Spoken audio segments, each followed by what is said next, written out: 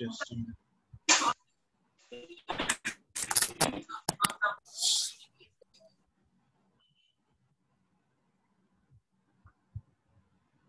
Okay, hope you can see the screen. Okay, hope you can see the screen and you can hear me as well. Okay, tell me which is better, like a black screen or a white one? कौन सा ज़्यादा बेहतर लगता है? Which one should we use? Both, मतलब क्या? Collection of black and white change करता रहूँ मैं बीच-बीच में. ज़्यादातर लोग black ही बोल रहे हैं.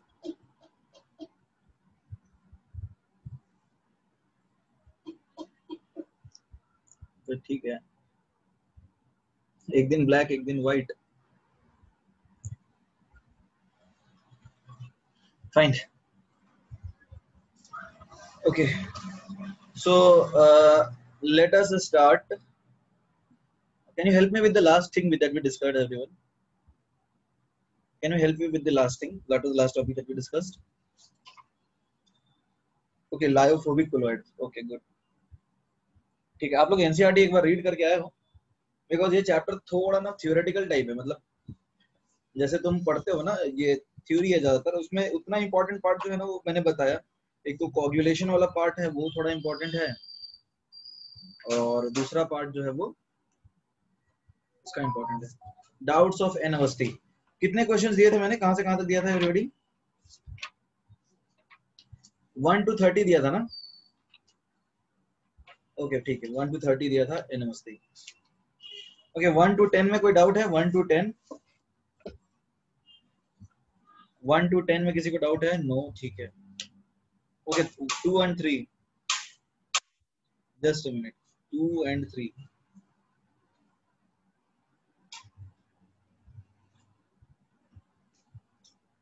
ठीक, fine. Question 2. The colloidal particle has what size of particles? अच्छा, colloid के बारे में एक चीज जानते हो? Colloid shows a property called Tyndall effect. नाम सुना है सबने? Everybody, you must have heard of it. Actually हम वो आगे पढ़ने वाले हैं. Colloid एक प्रॉपर्टी शो करता है, Tyndall effect.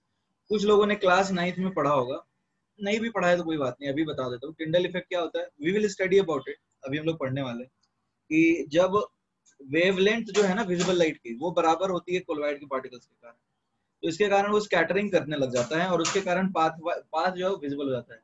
जैसे यदि तुमने देखा होगा कि यदि रूम में डस्ट पार्टिकल सस्पेंडेड है, तो एयर जब आता है, लेट्स से लाइट जब आती है, तो द पाथ बिकम्स विजिबल. जो पाथ है ना, जो पाथ है विजिबल हो जाता है. किसका? लाइट का. सो that is a best example of scattering that you must have. ज्यादातर लोगों तो ये एग्जांपल दिखाई होगा, you must have seen this. That is the most common example of Tyndall effect I can speak of. तो Tyndall effect show करते हैं colloidal particle, ये प्रॉपर्टी है उनकी. तो टिंडल इफेक्ट वो शो करेगा जिसकी जो रेंज है पार्टिकल की, that will be comparable to that of let's say wavelength of light. तो बताओ क्या होगा सही इसका आंसर?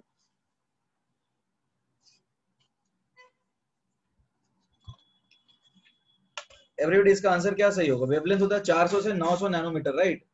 तो 10⁻⁶ जो है that is a meter to 10⁻⁻⁹ meter. ये 100 नैनोमीटर का रेंज है. ये समझ में आ रहा है? ये 100 नैनोमीटर का रेंज दिख रहा है तुम्हें?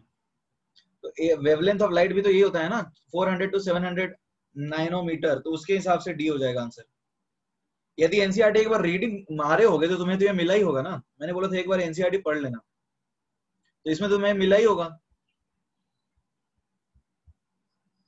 नेक्स्ट बताइए. Okay, 3. which are not purely surface phenomena. देखो, जो कौन सी चीज सरफेस पे नहीं होती है जरा बताओ. विस्कोसिटी जानते हो ना?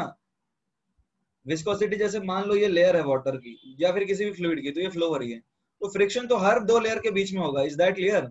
जरूरी है कि सिर्फ सरफेस पे ही होगा? एवरीबॉडी, विस्कोसिटी सिर्फ सरफेस पे होता है, फ्रिक्शन तो हर दो लेयर के बीच में होगा ना. इसमें एक होता है कि जो ऊपर वाली लेयर होती है वो सबसे तेज भागती है. एक कॉन्सेप्ट होता है वेलोसिटी ग्रेडियंट, dv/dx बोल सकते हो या फिर dv/dl बोल सकते हो. जो टॉप वाली लेयर है वो सबसे आगे बढ़ती है. तो अब इसमें फ्रिक्शन तो हर लेयर के बीच में हो रहा है, तो ये कंप्लीटली सरफेस फिनोमिना है. Viscosity is not a completely surface phenomena, ये तो बल्क में भी होता है, ठीक है। नेक्स्ट बताइए।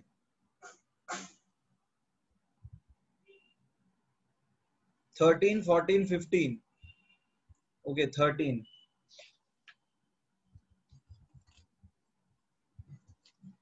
13, which gas is absorbed to the maximum capacity by activated carbon। देखो कौन सा गैस ज्यादा एब्जॉर्ब होगा, जिसका मोलर मास सबसे ज्यादा है, ये समझ में आ रहा है, ये सबसे समझ में आ रहा है नहीं आ रहा है, जिसका मोलर मास सबसे ज्यादा है वही सबसे आसानी से एब्जॉर्ब होगा। Is that clear? क्योंकि उसका टीसी ज्यादा होगा, हमने पढ़ा था gas with highest value of TC will be absorbed most easily. तो ये समझ में आ रहा है 13 का आंसर क्या होना चाहिए, फिर 13 का आंसर डी होना चाहिए। Everybody is that clear? How are we saying 13 का answer D? Is that clear? क्योंकि देखो बेसिकली हम इस तरह से बता रहे हैं कि एक्टिवेटेड कार्बन जो है वो उस गैस को एब्जॉर्ब करेगा जिसका मोलर मास सबसे ज्यादा है, वैन डर वाल फोर्स के ऊपर डिपेंड करता है। Atharva Shinde is asking question 10, which of the following statement is not correct? Physical adsorption is due to van der Waals forces। ये सही है क्या? फिजिकल एड्सॉर्प्शन वैन डर वाल फोर्सेस की वजह से ही तो होता है, ये सही है गलत है? ये तो सही है। पूछा है गलत कौन सा है, तो ए सही है, और पूछा है गलत क्या है, तो it is not our answer, ठीक है, इट इज नॉट आंसर, ये हमारा आंसर तो हो नहीं सकता। अब ऑप्शन बी देखते हैं, फिजिकल एड्सॉर्प्शन इज इरिवर्सिबल। देखो ये बात तो गलत है ना, तो पूछा है कौन सा आंसर गलत है, तो जो गलत है वही सही है, हमारा आंसर बी होगा।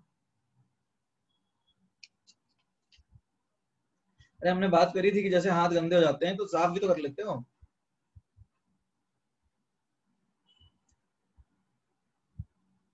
फोर्टीन बात करते हैं, 14 में हाँ NH3 में हाइड्रोजन बॉन्डिंग होगा। क्वेश्चन 14 की बात करें तो NH3 में हाइड्रोजन बॉन्डिंग होगा, इसलिए सबसे ज्यादा NH3 एब्जॉर्ब होगा, ठीक है। इसका आंसर होगा NH3 फिर CO2 फिर H2, रीजन हाइड्रोजन बॉन्डिंग है। नेक्स्ट 20 तक एवरीबॉडी, नेक्स्ट 20 तक।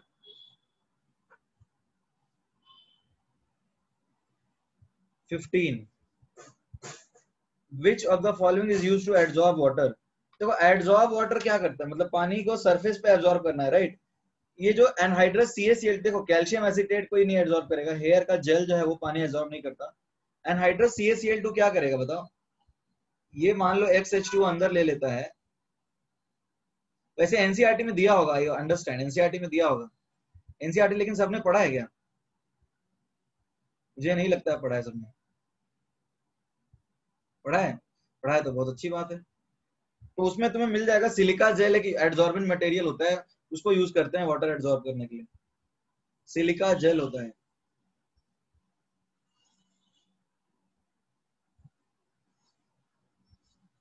नेक्स्ट बताओ।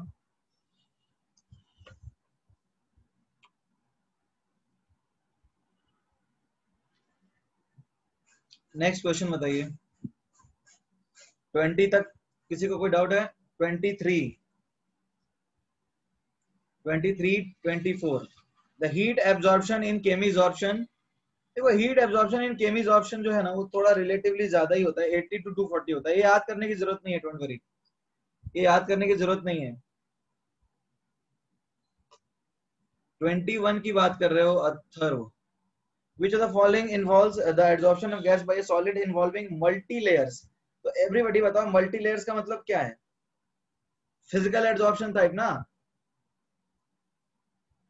तो नॉर्मली जो होता है एड्सॉर्प्शन आइसोथर्म वैसे ही एक्सप्लेन होगा, और क्या, फिजिकली होगा, तो जो नॉर्मल होता है वो होगा, और क्या, ए होगा answer,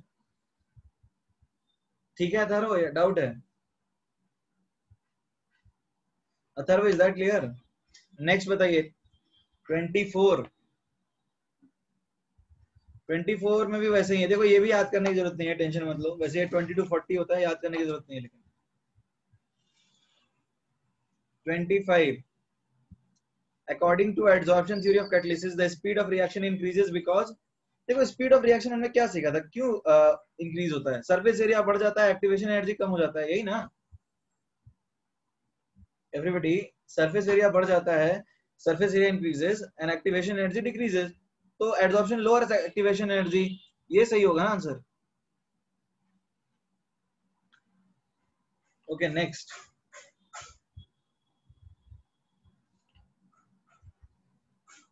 26, 3.6 gram of oxygen is absorbed on 1.2 gram of metal powder. What volume is, देखो what volume of oxygen, PV equal to nRT लगा दो. STP दिया है क्या? अच्छा हाँ STP दिया है. तो STP दिया है तो 3.6 ग्राम अपॉन 32, इसका ये मोलर मास हो जाएगा 32. तो ये आ गया 3/32. एक सेकंड, एक सेकंड. पर ग्राम पूछा है लेकिन ना, पर ग्राम. तो अब देखो ना पर ग्राम कितना आएगा. मास ऑफ O2 एड्सॉर्ब्ड, रुक जाओ अभी नहीं कर रहा हूं. पर ग्राम ऑफ एड्सॉर्बेंट, तो ये कितना आएगा एवरीबॉडी बताओ. 3.6 ग्राम O2 है एंड दिस इज 1.2. ये तो 3 है ना. Is that clear? पर ग्राम तो 3 आया ना. ओके तो हमें पर ग्राम निकालना है तो पर ग्राम में पहले कन्वर्ट कर लो, बाद में भी कर सकते हो, कोई दिक्कत नहीं है. तो नंबर ऑफ मोल्स कितने हो जाएंगे? 3/32 और मोलर वॉल्यूम होता है 22.4. तो 3/32 इंटू 22.4 आएगा. Is that clear?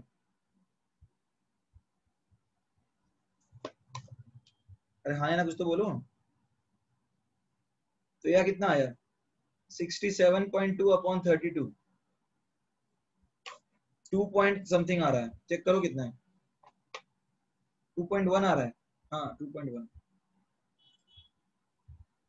तो हो जाएगा इसका आंसर सी. Next 29 and 30. अच्छा एनसीईआरटी में तुम्हें जो एंजाइम वगैरह के बारे में पढ़ा था, मैंने बोला था एक बार एनसीईआरटी रीडिंग मार लेना. उसमें जाइमेज दिया नहीं है? दिया होगा उसमें, जाइमेज दिया ही होगा. जाइमेज का काम क्या है? जाइमेज is a biological enzyme, right. जाइमेज क्या है? एक बायोलॉजिकल एंजाइम है जो कि ग्लूकोज को इथाइल अल्कोहल में कन्वर्ट करता है. फर्मेंटेशन के लिए यूज करते हैं इसको. याद वैसे नहीं भी करोगे तो कोई दिक्कत नहीं है, ठीक है. तो आंसर बी होगा इसका.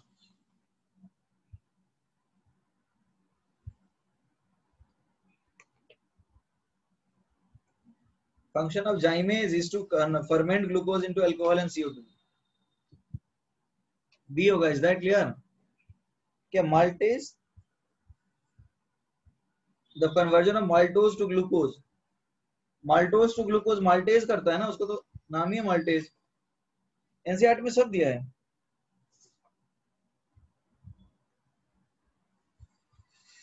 नेक्स्ट. वैसे ये सब याद नहीं भी रखोगे तो कोई टेंशन वाली बात नहीं है, सब नहीं पूछते नॉर्मली. पिछले साल के पेपर्स देखो, ज्यादातर क्वेश्चन जो आते हैं वो फ्रेंडली एडसॉर्प्शन आइसोथर्म के पहले और जो बोल सकते हो कोगुलेशन है और या फिर चार्जेस ऑन लायोफोबिक कोलोइड्स है, उसके ऊपर रहते हैं ज्यादातर question. Everybody can we proceed? Okay. तो देखो लास्ट क्लास में हमने यही पढ़ा था.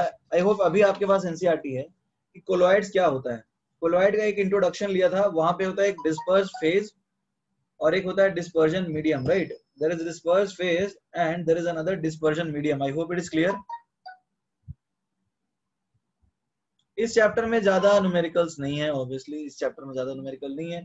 थोड़े बहुत ही न्यूमेरिकल बनते हैं, वो भी मोल कॉन्सेप्ट के ही रहते हैं. वो जो बनते भी हैं मोल कॉन्सेप्ट टाइप रहते हैं, तो एक तरह से न्यूमेरिकल नहीं. तो कोलोइड्स की हमने बात की थी on the basis of interaction lyophobic and lyophilic. Lyophobic क्या होते हैं? इनऑर्गेनिक प्रेसिपिटेट्स होते हैं. लायोफिलिक क्या होते हैं everybody? Lyophilic hydrogen bonded hydrated cells sols होते हैं, राइट. ओके. अच्छा ये इलेक्ट्रो की लेवल को लगा सकते हो? बिल्कुल लगा सकते हो, ठीक है अथर्व. और अब देखते हैं classification of colloids.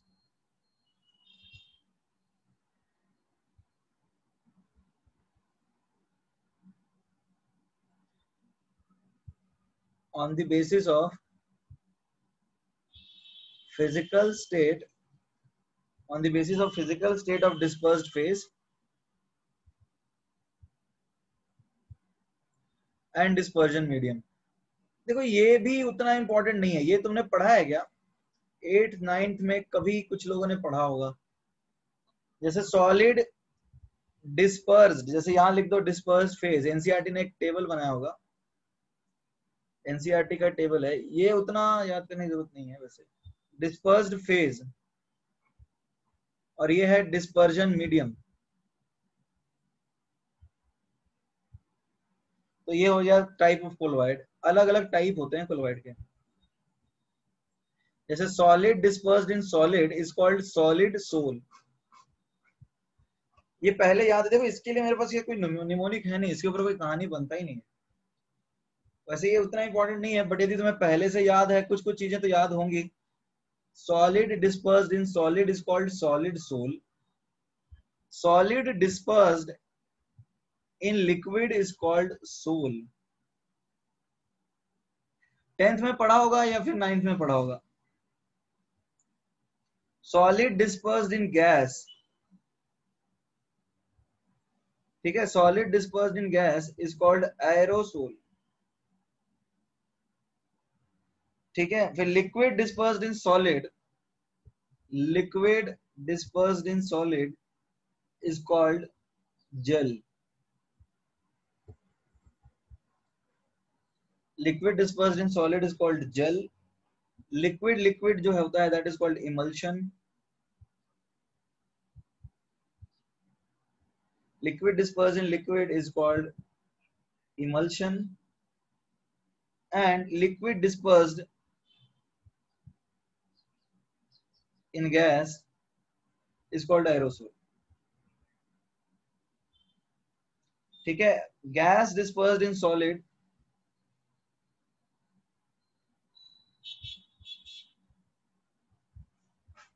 is called solid sol, and gas dispersed in liquid is called foam।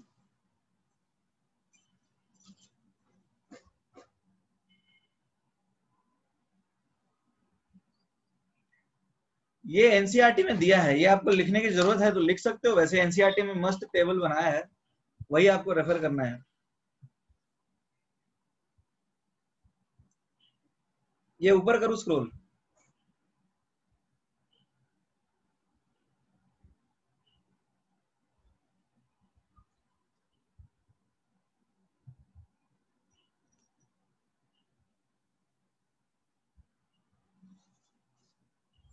Done. ये कितने लोगों को याद है, पहले ये बता दो, कितने लोगों को ये याद है, मतलब 10th में याद कर लिए थे। जैसे कुछ चीजें तो पक्का याद होंगी, मतलब लिक्विड मिल्क जैसे बोलते हैं मिल्क इज एन इमल्शन, तो ये तो याद होगा ना, लिक्विड लिक्विड इमल्शन, जैसे जो बेस्ट एग्जांपल होता है वो मिल्क है। जेल भी याद होगा, liquid dispersed in solid is called gel, liquid solid में डिस्पर्स होता है इसको जेल बोलते हैं, ये दो चीज तो याद ही होगा, ठीक है। और एरोसोल भी शायद पता होगा, सॉलिड, देखो सॉलिड पार्टिकल्स, जो डस्ट पार्टिकल्स गैस में जमा होते हैं ना, उनको एरो, गैस इन गैस तो कुछ होगा ही नहीं ना, अरे जब गैस ही गैस में डिस्पर्स होगा तो दोनों तो, अरे गैस इन गैस कोलाइड होगा एवरीबॉडी, जरा सोचो एवरीबॉडी, गैस एंड गैस तो होमोजेनस हो जाएगा ना, तो कोलाइड क्यों होगा। गैस यदि गैस में डिस्पर्स है तो होमोजेनस हो जाएगा, कोलाइड नहीं होगा ना। तो ये तीन चीजें तो याद होंगी। हाँ, अब जैसे ये सब याद नहीं है, यदि solid disperse in liquid is called sol, solid solid solid sol, तो एक दो चीज, दो तीन बार इसको, परफ्यूम भी एरोसोल हो जाएगा, हाँ परफ्यूम हो सकता है, बट आजकल तो अलग अलग टाइप के आने लगे ना परफ्यूम, लिक्विड वाला परफ्यूम, गैस वाला परफ्यूम, वेराइटी बनाने लगे, वो भी हाइब्रिड करने लगे हैं, तो परफेक्टली नहीं बोल सकते हैं। परफ्यूम में भी अलग तरह का आता है, एक डिओड्रेंट आता है। टेबल याद नहीं रखना है, दो तीन चीजें याद कर लो काफी है, जैसे ये याद कर लो, solid disperse in solid, solid sol याद रहेगा, liquid disperse in liquid emulsion याद रहेगा, solid disperse in liquid sol याद रहेगा, ठीक है। और ये लिक्विड डिस्पर्स इन सॉलिड, इतना याद रखो, एरोसोल, बाकी दो तीन भूल जाओगे तो चलेगा।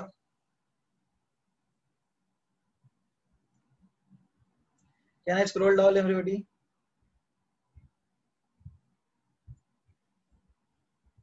ओके, स्क्रॉल, वैसे एनसीईआरटी में टेबल दिया हुआ है, if you have not written you can refer NCERT. ऐसी चीजों में आपको एनसीईआरटी ही रेफर करनी है, ठीक है।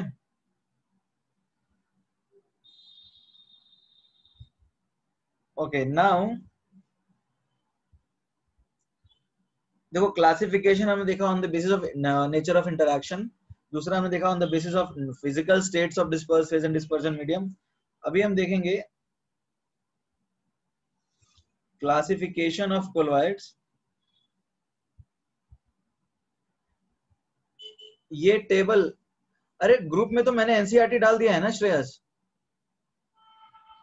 तो एनसीईआरटी में तो टेबल है ही ना। एनसीईआरटी में सरफेस केमिस्ट्री खोलना, उसमें मिल जाएगा तुम्हें टेबल। पेज नंबर देख लो क्या है उसमें, 140 है क्या है, 136 देख लो। एनसीईआरटी जो मैंने डाला उसमें कौन सा page number. Now let us talk about classification of colloids on the basis of, or you can say on the type of particles of dispersed phase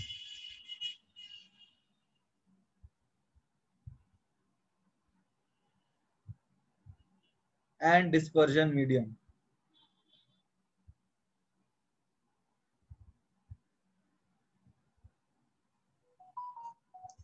देखो अभी हम लोग क्लासिफाई करने वाले कोलॉइड्स ऑन द टाइप, जैसे कौन सा particles है ऑन द टाइप, मतलब ये है,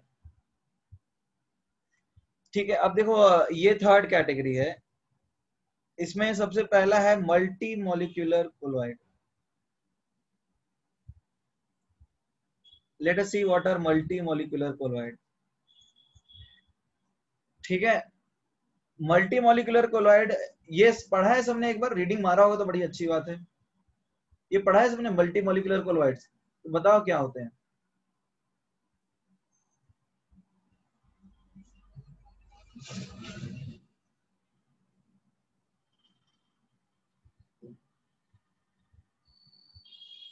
सी लार्ज नंबर ऑफ एटम, जैसे तुम्हारे पास जैसे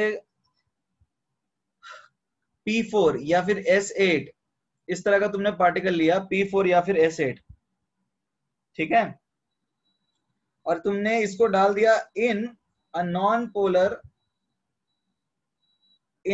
पोलर सॉल्वेंट, ठीक है। नॉन पोलर सॉल्वेंट में यदि तुमने इसको डाल दिया इस केस में, तो उसमें क्या होगा, जैसे एक कोलॉइड बनेगा या नहीं बनेगा।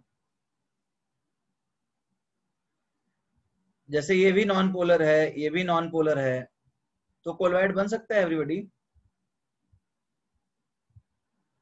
तो ये बेसिकली तो ऐसा बोलते हैं कि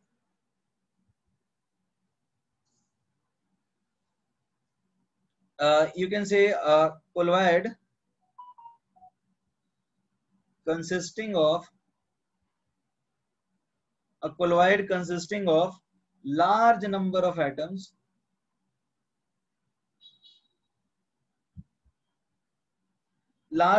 atoms or smaller molecules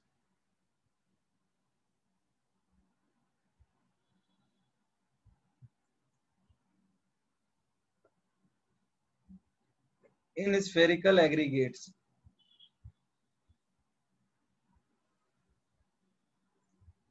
for example हो जाएगा P4 या फिर S8। Is that clear everyone. अरे जैसे कि तुम सोचो ना, सल्फर पाउडर लो और उसमें कोई कार्बन डाइसल्फाइड या फिर कोई सॉल्वेंट डाल लो, या फिर तेल ही डाल दो, वहां पे भी कोलॉइड बनेगा ना।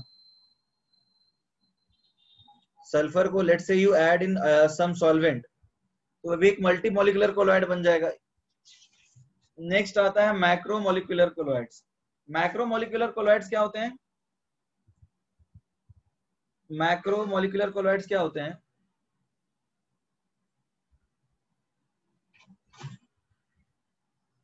Everybody, what are macromolecular colloids? These are basically biomolecules। ये बेसिकली बायोमोलिक्यूल्स होते हैं। एग्जाम्पल क्या है? मिल्क, ठीक है, प्रोटीन। सी यहाँ पे हाइड्रोजन बॉन्डिंग होते हैं, साइज बड़े बड़े होते हैं इनके, ठीक है। और ये मैक्रोमोलिकुलर कोलॉइड जो हैं वो बेसिकली बायोमोलिक्यूल्स होते हैं और साइज काफी बड़े हैं, right. the size of the particles of colloids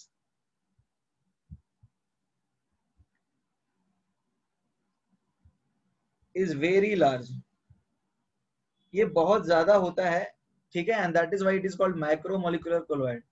particle size काफी बड़ा होगा और इसलिए इसको माइक्रो. अरे देखो, मल्टी मोलिकुलर मतलब क्या है, साइज पार्टिकल्स के छोटे हैं तो सेम तो नंबर ज्यादा आएंगे, बट साइज बड़े हैं तो नंबर छोटे आएंगे ना. Fine, write it down.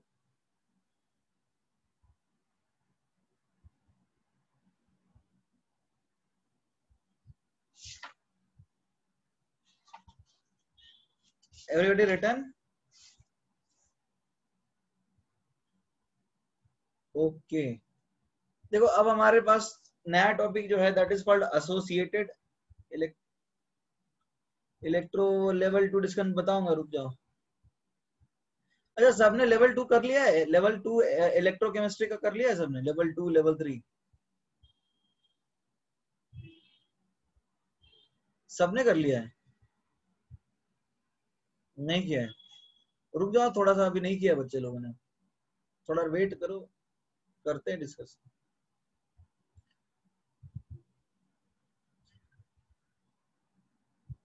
कुछ लोग बोल रहे हैं नेक्स्ट वीक, कुछ बोल रहे हैं संडे. अभी बहुत लोगों ने नहीं किया, रुक जाओ. ये लिख लिया सबने?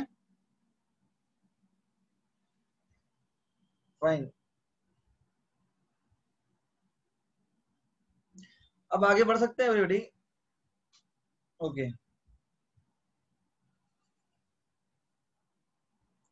Now let us talk about associated colloids, जिनको हम नाम देते हैं मिशेल्स.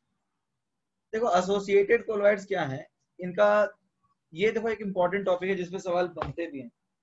एसोसिएटेड कोलॉइड्स क्या होते हैं? जो कि लो कॉन्सेंट्रेशन में स्ट्रॉन्ग इलेक्ट्रोलाइट की तरह बिहेव करते हैं, यानी ट्रू सॉल्यूशन की तरह, और हायर कॉन्सेंट्रेशन में किसकी तरह बिहेव करते हैं? कोलॉइड की तरह. ठीक है, तो ये इंपॉर्टेंट है. दीज आर द कोलॉइड्स या these are the solutions which behave like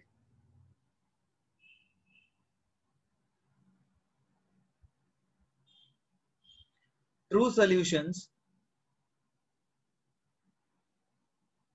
which behave like true solutions, just a minute,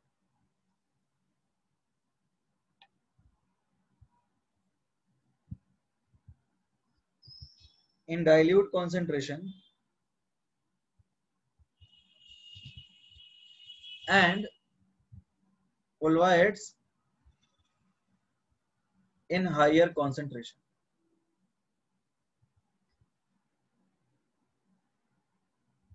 bracket में मिशेल लिखा है. मिशेल नहीं नाम सुना? 10th में पढ़ा होगा, नहीं पढ़ा है तो ठीक है, कोई बात नहीं. We will talk about it, don't worry. MEMICELLES. NCERT मैंने एक बोला था याद पढ़ के आने के लिए, रीडिंग भी नहीं डाला. इसका मतलब मिशेल, MEMICELLES. एनसी एक बार रीडिंग डाला है तो पहचान लेना चाहिए ना तुम्हें. हाँ, साबुन में होता है ये. देखो आप मान लो डिटर्जेंट की भी बात कर सकते हो. वैसे एक बाल्टी पानी में चुटकी भर डाल दो डिटर्जेंट, झाग आ जाएगा क्या? एवरीबॉडी, झाग आएगा? नहीं आएगा. तो how will the solution behave? Don't you think it will behave like true solution? ये बात समझ में आ रही है? अब मान लो बहुत ज्यादा, थोड़ा सफिशिएंट अमाउंट ऑफ डिटर्जेंट डालोगे तो झाग आएगा, it will behave like colloid, right? अब मान लो बहुत ज्यादा डिटर्जेंट डाल दोगे तो क्या होगा? पानी से ज्यादा डिटर्जेंट ही डाल दिया, यानी एक बाल्टी डिटर्जेंट लिया, उसमें 2 बूंद पानी डाल दिया, तो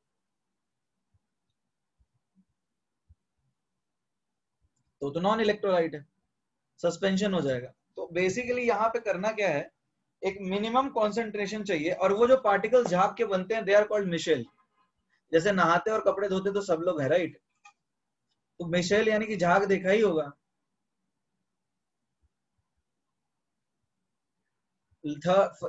फर्स्ट लाइन थर्ड वर्ड क्या है? These are solutions.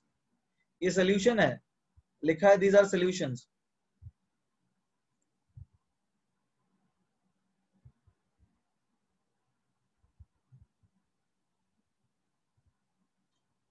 टाइटल मतलब एसोसिएटेड कोलॉइड. अरे क्लासिफिकेशन ऑफ कोलॉइड पढ़ रहे हैं ना हम लोग. तो पहले पढ़ा मल्टी मोलिकुलर कोलॉइड, फिर पढ़ा मैक्रो मोलिकुलर कोलॉइड, अब पढ़ रहे हैं एसोसिएटेड कोलॉइड। ठीक है, ये भी एक तरह का कोलॉइड ही है।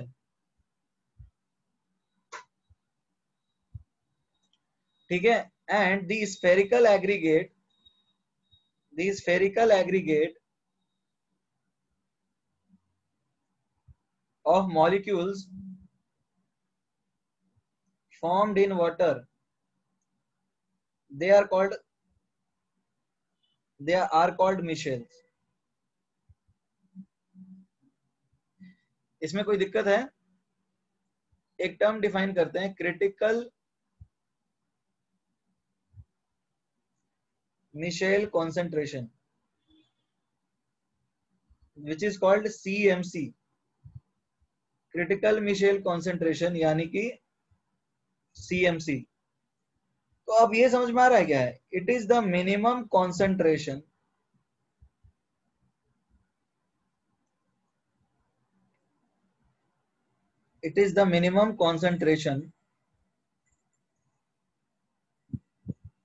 of electrolyte required for मिशेलाइजेशन। ये समझ में आ रहा है? अरे मिनिमम कितना डिटर्जेंट डाले हुए कि झाग बन जाए? ऐसा तो है नहीं, एक मिनिमम तो लगता है ना। तो जो मिनिमम कॉन्सेंट्रेशन पे झाग बने उसको CMC बोलते हैं। उससे ज्यादा पे फिर दिक्कत है, उससे कम में भी दिक्कत है। बहुत ज्यादा डिटर्जेंट भी नहीं डालना है, बहुत कम डिटर्जेंट भी नहीं डालना है। मतलब कई बार तुमने यदि ज्यादा डिटर्जेंट डाला होगा तो तुम इसको फिल्टर करोगे तो डिटर्जेंट सेपरेट हो जाता है। Have you ever done this? यदि पानी में ज्यादा डिटर्जेंट डाल के उसको फिर फिल्टर करोगे ना तो डिटर्जेंट विल बी सेपरेटेड, ज्यादा घुलता नहीं है। अपर लिमिट भी एक होती है। ठीक है, तो एक जो मिनिमम लिमिट है ना, जो मिनिमम कॉन्सेंट्रेशन इलेक्ट्रोलाइट का है, उसको बोलते हैं CMC। Is that clear everyone? Return झाग मतलब अथर्व झाग नहीं देखा है यार? ये झाग नहीं समझ पा रहा है बालक। झाग को फेस बोल रहा है, झाग नहीं जानते हो?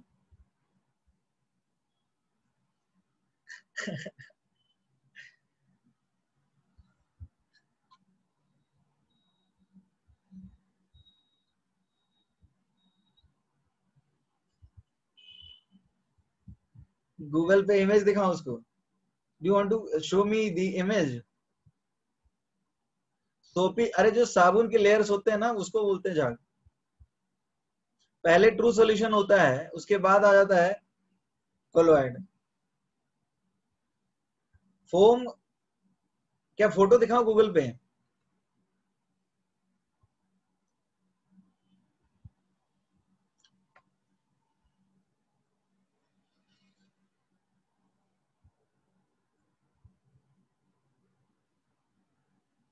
Okay, fine. I hope you have written everyone. Critical Michel concentration is the minimum concentration of electrolyte. Foam और मिशेल एक ही है क्या? अरे भैया, जो झाग के पार्टिकल्स बनते हैं उसका जो स्मॉलेस्ट यूनिट है उसको बोलते हैं मिशेल। और फोम जो तुम्हें बड़ा दिखता है, let's say that is because of multiple micelles, right?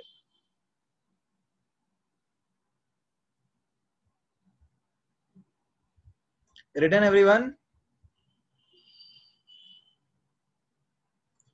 Okay. अच्छा एक बात बताओ, डिटर्जेंट पानी में डालोगे तो अपने आप जो प्रोसेस मिशलाइजेशन का है वो स्टार्ट हो जाता है क्या? तो तुम्हें क्या करना पड़ता है? Do you need to do something? You need to stir. या तो गर्म पानी में डालो या फिर तुम्हें चलाना पड़ता है या फिर वॉशिंग मशीन में वो रोटेट करता है, राइट? ठीक है, कुछ लोग बोल रहे हैं रगड़ना पड़ता है, करेक्ट, रगड़ना पड़ता है, correct. So in that case तो एक कॉन्सेप्ट ये है कि this process is endothermic. However this process is endothermic and requires a minimum temperature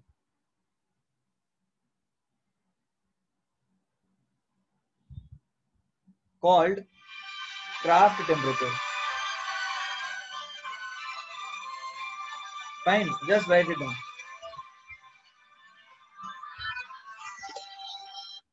Hello. Yeah. Yeah. Tell me.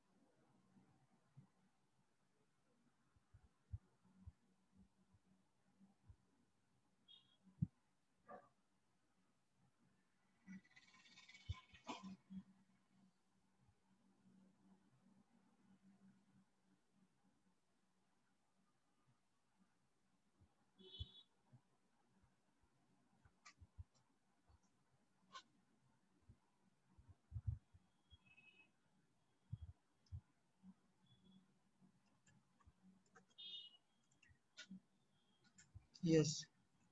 Yeah. Tell me. Yeah.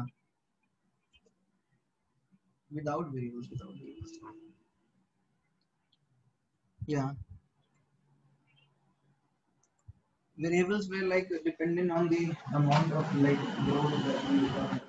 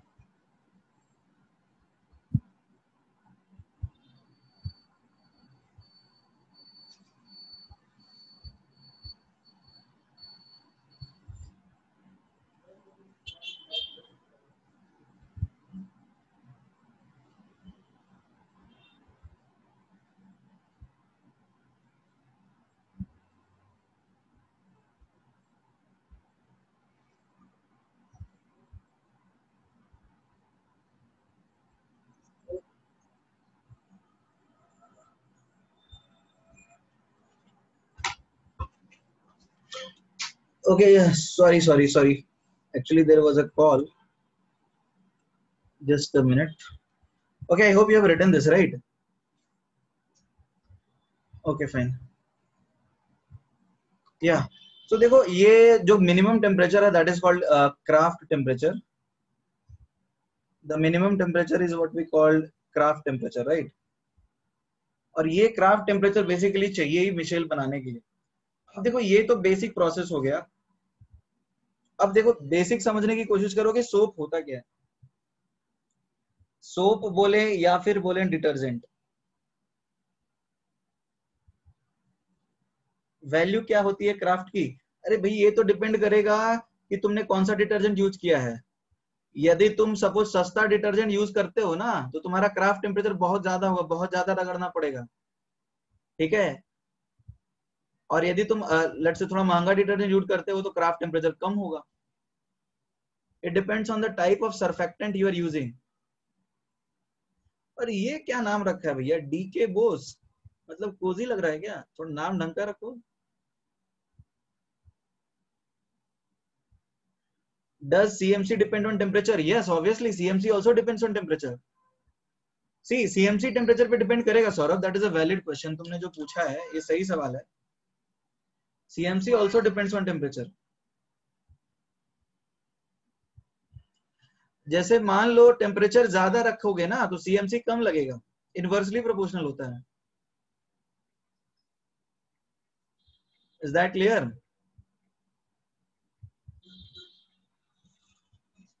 Okay तो अब देखो यहाँ पर ये हम बात कर लेते हैं कि बेसिकली होता क्या है, basically what does a soap और अ detergent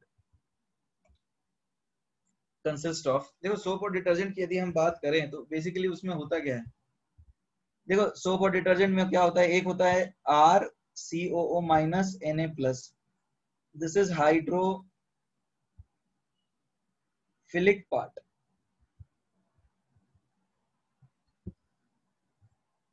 and this is hydrophobic part. ये सबको समझ में आ रहा है? दिस इज हाइड्रोफिलिक पार्ट मतलब क्या है, ये पानी में घुलेगा, this will be responsible for solubility in water and this will be responsible for the solubility in let's say oil and dirt. देखो ये क्या है, it goes with dirt, it goes with oil या फिर बोल सकते हो dirt, and it goes with water. ये बात समझ में आ रहा है? अरे मोस्टली जो डर्ट होता है दैट इज ऑर्गेनिक, मोस्टली जो डर्ट होता है that is organic, I hope you understand this. ज्यादातर चीजें जो हम खाते हैं वी मतलब मोस्टली कंज्यूम ऑर्गेनिक और you can say non polar substances, जैसे चपाती खाते हो, कार्बन खाते हो ज्यादातर, right? Mostly what you consume is carbon, और उस कार्बन को तुम कार्बन डाइऑक्साइड में कन्वर्ट करते हो और हवा निकालते रहते हो, that is what we do, we breathe in breathe out. हम इनऑर्गेनिक डर्ट मतलब क्या होगा, इनऑर्गेनिक डर्ट मिट्टी हो सकती है, inorganic dirt could be soil,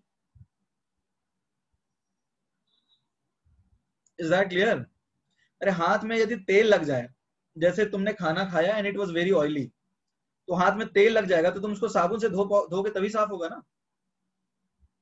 यदि हाथ में मिट्टी लग जाए और उसको तुम यदि पानी से साफ करते हो तो क्लीन हो जाएगा, बट यदि तेल लगेगा तो वो साफ नहीं होगा। आई होप यू अंडरस्टैंड दिस। यदि या फिर किसी ने बर्तन धोए हैं यदि घर पे, जैसे कढ़ाई में खाना बना और उसके बाद left over part is there and you are suppose to clean it, have you done it with at home? शर्माने वाली बात नहीं, मैंने भी किया है, किया होगा तुम लोगों ने। तो उसमें भी you must use a detergent, right? तो अब वहां पे बेसिक ऑब्जेक्टिव क्या है, बेसिक ऑब्जेक्टिव ये है कि पानी में घुलाना है, so you need something which is soluble in water, right? You need something which is soluble in water, so you need hydrophobic part, sorry, hydrophilic part, like Na plus, which will go with water, right? You need something like Na plus which will go with water, is that clear? And you need hydrophobic part which will go with oil and dirt.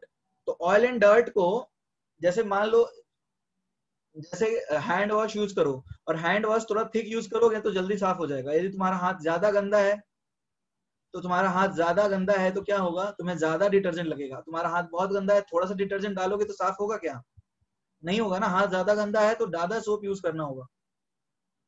तो basically जो dirt है उससे ज्यादा soap होना चाहिए तो ही निकलता है वो, नहीं तो नहीं निकलता। एक और चीज ध्यान दो, CMC is inversely proportional to length of hydrophobic chain. ये समझ में आ रहा है? ये मैंने कैसे लिख दिया, ये कितने लोग को समझ में आ रहा है? जैसे ये कुछ भी हो सकता है, लेट से C5H11COO minus Na plus, C5H11COO minus Na plus, इस तरह का कोई तुम्हारे पास सोप है, तो मैंने बोला जितना बड़ा हाइड्रोफोबिक चेन है, मतलब कार्बन की चेन जितनी बड़ी है उतना CMC कम होगा। Is that clear? ये समझ में आ रहा है कैसे? मान लो जो ऑयल या फिर डर्ट है उसमें तुमने 10 की पावर 24 मॉलिक्यूल्स देखे, तो साबुन को कितना होना चाहिए, इसका कम से कम 10 गुना होना चाहिए, 10 की पावर 25 होना चाहिए, तभी ये निकलेगा। जब तुम हाथ धो करके साफ करते हो तो सिर्फ डर्ट थोड़ी निकलता है, उसके साथ झाग भी निकलता है, राइट? तो वो दोनों साथ में जाता है, राइट? तो बेसिकली क्या है, यदि ये हाइड्रोफोबिक चेन बड़ा रहेगा तो नंबर ऑफ मॉलिक्यूल्स कम लगेंगे। ये समझ में आ रहा है? मान लो तुम्हें 10 की पावर 25 तक जाना है और तुमने ऐसा मॉलिक्यूल लिया जिसमें 5 कार्बन है, तो वो ज्यादा लगेगा, ठीक है? और ऐसा लिया जिसमें 50 है तो वो कम लगेगा ना। Is that clear or not? ये लिख लिया सबने?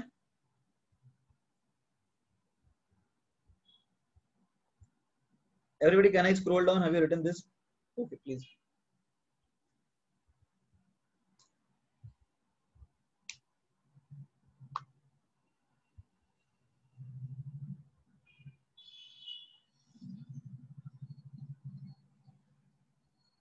पर इक्विवेलेंट तो सेम ही आएगा। इक्विवेलेंट की बात नहीं है भाई, यहाँ कोई रिएक्शन थोड़ी होता है। एक बात बताओ, साबुन से जो तुमने ऑयल के साथ निकाला तो साबुन ने रिएक्ट थोड़ी किया। यहाँ पर केमिकल इक्विवेलेंट इक्वेट करना है क्या एवरीबॉडी? एवरीबॉडी यहाँ पर केमिकल इक्विवेलेंट इक्वेट करना है। नहीं, सोप और डिटर्जेंट सेम नहीं होते वेदांत, दे आर डिफरेंट। सोप अलग होता है ना। सोप देखो तुम्हारे, साबुन एक सॉलिड होता है, डिटर्जेंट पाउडर होता है, बट कॉम्पोजिशन एक तरह का ही है। फैटी एसिड्स होते हैं दोनों, केमिकल कॉम्पोजिशन सेम है। Okay fine. अब एक बात बताओ, हम ये जान रहे हैं कि जितना बड़ा हाइड्रोफोबिक चेन करेंगे उतना ज्यादा आसानी से उतना सीएमसी कम हो गया, तो क्या मैं ऐसा कर सकता हूँ क्या? मैं लेंथ ऑफ कार्बन चेन 220 या फिर 4000 रख सकता हूँ क्या? लेंथ ऑफ कार्बन चेन में क्या 400-500 रख सकता हूँ? क्या ये अलाउड होगा? 400 या 500 इतना हो सकता है क्या? क्यों नहीं होगा, समझ में आ रहा है? इतना ज्यादा कार्बन डाल दोगे तो घुलेगा ही नहीं। solubility in water is inversely proportional to length of hydrophobic chain.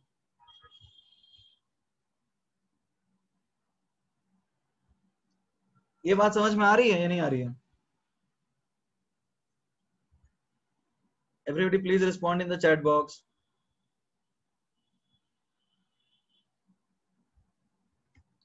Solubility in water जो है, it is inversely proportional to length of hydrophobic chain. नहीं समझ में आ रही?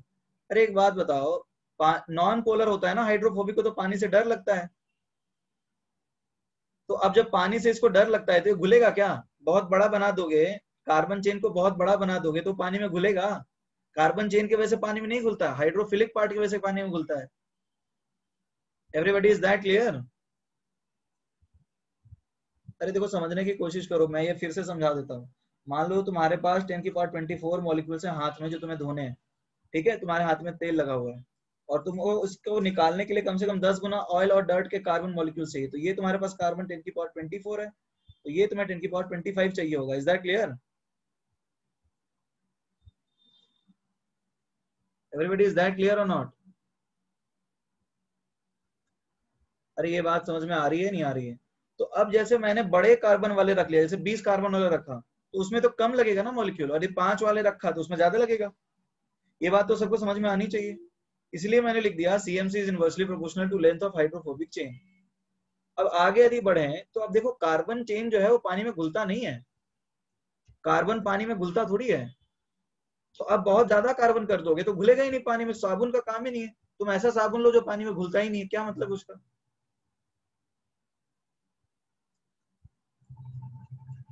तो अब होता क्या है, for best cleansing action, for best cleansing action, हाँ इक्विवेलेंट, एक बच्चा पूछ रहा था यहाँ law of chemical equivalence use करेंगे क्या? तो अब बताओ यहाँ law of chemical equivalence use करेंगे? यहाँ कोई रिएक्शन हो रहा है क्या? यहाँ कोई रिएक्शन तो हो नहीं रहा है, तो लॉ ऑफ केमिकल इक्विवेलेंस क्यों यूज करेंगे? ठीक है।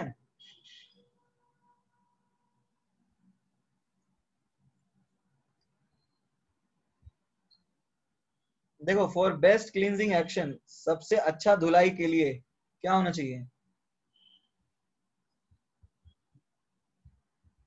The length of carbon chain should lie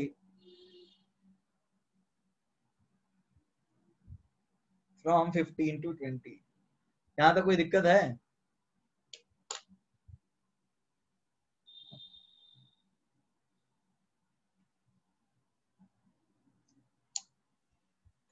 अरे हाँ या ना कुछ बोल दो यार। Is that clear or not?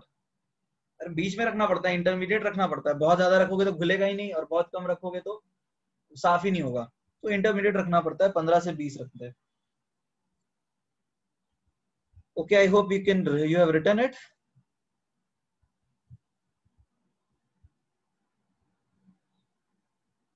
Written? Can I scroll down everyone? Fine.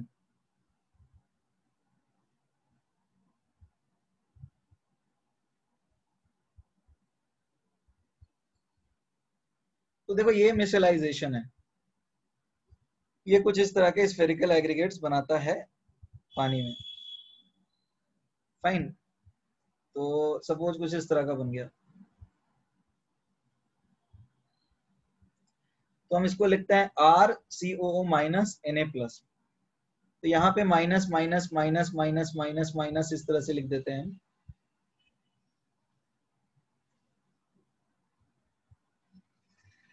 ठीक है, अब होता क्या है, ये आयन आयन रिपल्शन की वजह से कोगुलेट नहीं करते, मतलब Na+ को रिपेल करेगा।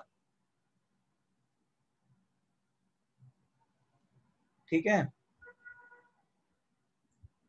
और बीच में सपोज तुम्हारा आ गया ऑयल या डर्ट, यहाँ पे आ गया this is let's say oil या फिर डर्ट। तो इस स्फेरिकल मॉलिक्यूल को, ये जो स्फेरिकल एग्रीगेट बनता है पानी में,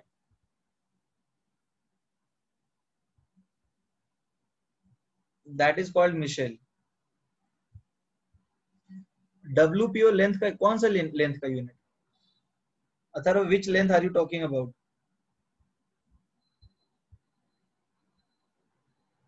अथर्व, 15 से 20, ये कार्बन चेन है, इसका यूनिट क्या होगा? कार्बन चेन है तो इसका यूनिट क्या है? 15 से 20 कार्बन चेन, तो कोई फिजिकल क्वांटिटी थोड़ी है, इसका कोई यूनिट होगा।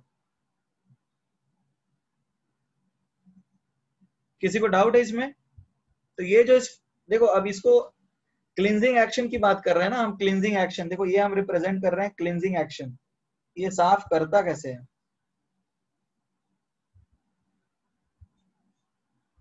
तो अब देखो, क्लींजिंग एक्शन ऑफ सोप की बात करें तो साफ करने का इसका तरीका बड़ा आसान सा है।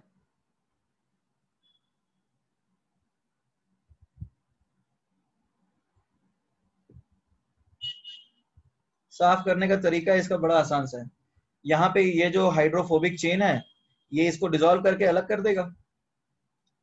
Is that clear everybody? ये जो हाइड्रोफोबिक चेन है, ये इसको डिसॉल्व करके इसको अलग कर देगा। Is that clear? और ये स्फेरिकल मॉलिक्यूल बन जाएगा। ये हाइड्रोफोबिक पार्ट जो है, it will go with the oil and dirt, और ये पानी के साथ रहेगा, तो ये सॉल्युबिलिटी जनरेट करेगा। जो Na+ है वो सॉल्युबिलिटी के लिए है, सॉल्युबिलिटी इन वाटर के लिए है। और ये किसके लिए hydrophobic? Solubility in oil and dirt के लिए है, solubility in oil and dirt. तो तुम ऐसा समझ सकते हो कि ये ऑयल और डर्ट जो है वो हाइड्रोफोबिक पार्ट में घुल जाएगा, और इसके वजह से ये सेपरेट हो जाएगा। ये जो ऑयल और डर्ट है, ये हाइड्रोफोबिक पार्ट में घुल जाएगा। Can I scroll down everybody?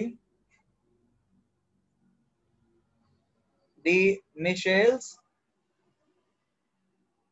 are stable at CMC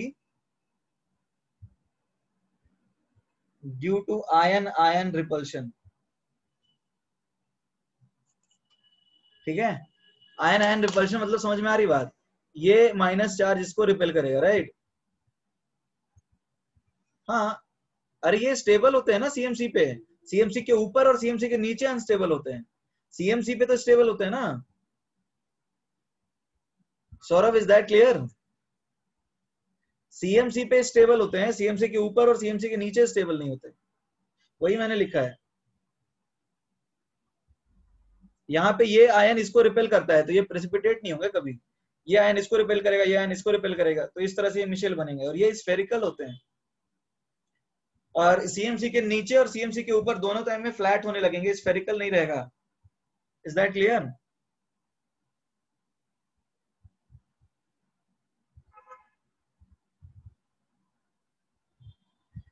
everyday आगे बढ़ सकते हैं। देखो, इसमें ज्यादातर यही पूछा जाता है, जैसे 4 सोप दे दिया, पूछा गया विच of the following will have minimum CMC, तो उस तरह का क्वेश्चन बन सकता है। Give you one more.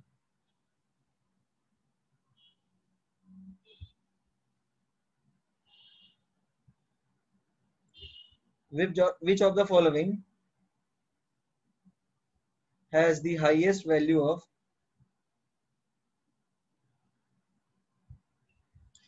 Last line? Last line यही है ना, मिशेल्स आर सॉल्युबल स्टेबल। कौन सा और ऊपर?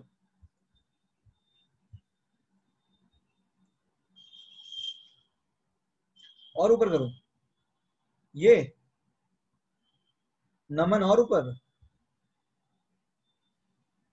Please respond in the chat box. Okay, तो अब देखो आसान सा क्वेश्चन है, which of the following has highest value of CMC at 300 kelvin. तो अब यहाँ पे तुम्हें दे रखा है C10H21COONA, C12H25COONA, C13H27COONA, C15H26COONA, 31COONA। तो बताओ लोएस्ट सीएमसी किस, हाईएस्ट वैल्यू ऑफ सीएमसी किसका होगा? ए होगा ना वाल्को, डी क्यों सोच रहे हो इसके बारे में?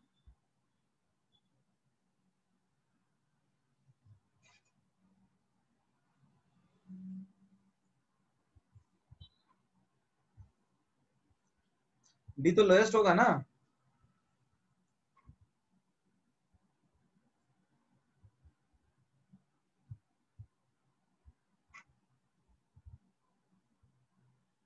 Everybody is that clear? तो अब देखो इस तरह का क्वेश्चन पूछ सकता है, या फिर ऐसे पूछ सकता है कि विच of the following will require minimum craft temperature. तो मिनिमम क्राफ्ट टेम्परेचर किसका होगा बताओ? मिनिमम क्राफ्ट टेम्परेचर किसका होगा? डी का होगा। हाँ डी का होगा। अरे क्राफ्ट टेम्परेचर मिनिमम पूछा मैंने, जिसका सीएमसी हाईएस्ट है उसका क्राफ्ट मिनिमम होगा ना, ए ही होगा आंसर उसका। सर वो लास्ट लाइन ऊपर दिखा दो ना, जस्ट क्वेश्चन के ऊपर। नमन ये है लास्ट लाइन, देखो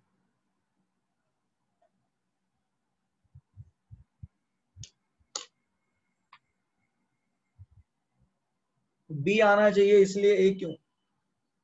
अरे भैया हमने ये सीखा है ना कि CMC is inversely proportional to carbon chain. CMC is inversely proportional to length of carbon chain. तो कार्बन चेन जहां सबसे छोटा है वहां पे सीएमसी सबसे ज्यादा होगा। इसमें तकलीफ क्यों है तुम लोगों को?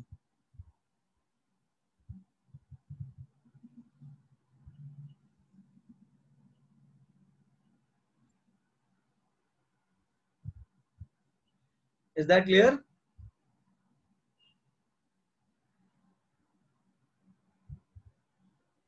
Can we scroll down everybody?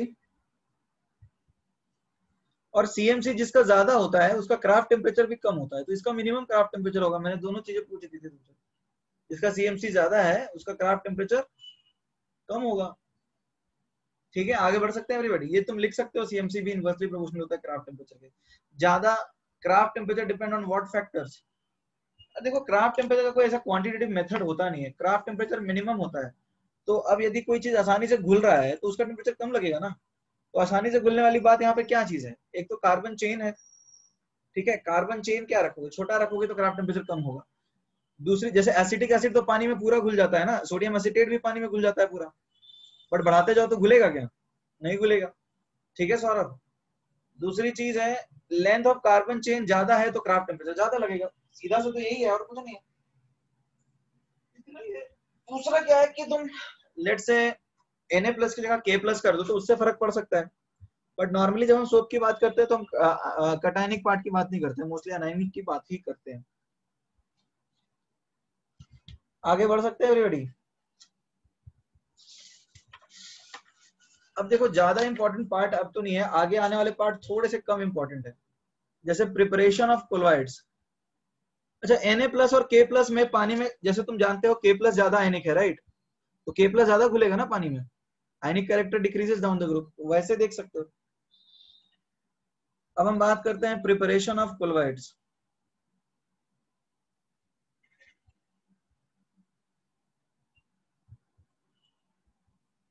तो कोलोइड बनाते कैसे हैं? सबसे पहला एनसीईआरटी में लिखा है केमिकल मेथड। ये तो हमको देखो बिल्कुल वही पढ़ना है जो एनसीईआरटी में लिखा है, यहाँ पे कुछ भी नया नहीं है। केमिकल मेथड क्या है, जैसे AS2O3, बिल्कुल एनसीईआरटी वाली रिएक्शन लिख रहा हूँ, क्योंकि ज्यादा बताऊंगा कोई मतलब है नहीं, एनसीईआरटी जो है वही पढ़ना है। टेम्परेचर इनवर्सली हाइड्रोकार्बन, क्या कौन सा टेम्परेचर सूजल? कौन से टेम्परेचर की बात कर रहे हो सूजल? क्राफ्ट टेम्परेचर ज्यादा होगा यदि कार्बन चेन ज्यादा होगा, ठीक है, हाइड्रोफोबिक चेन यदि हाइड्रोफोबिक वाली ज्यादा है तो क्राफ्ट टेम्परेचर ज्यादा होगा। कितने स्लाइड हुए ये तो, हाँ डायरेक्टली ये तो मैंने अभी तक देखा नहीं है, बट ठीक ठाक हो गया, 1 घंटा तो हो गया ना अपने को। ठीक है आयुष,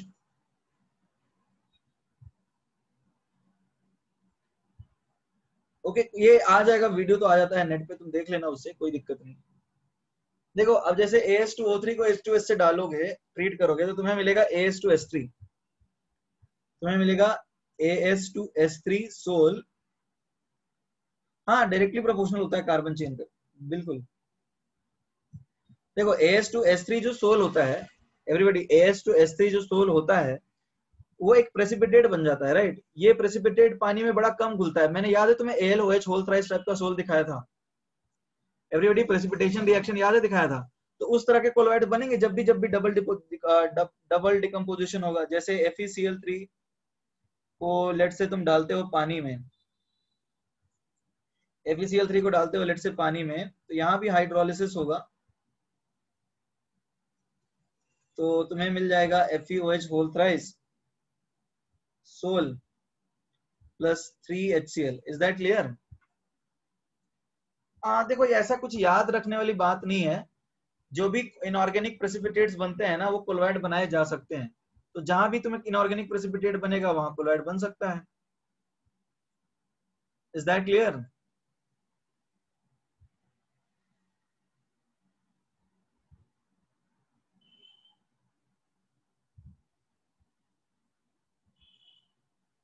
तो ऐसा कुछ याद रखने वाली बात है नहीं यहाँ पे।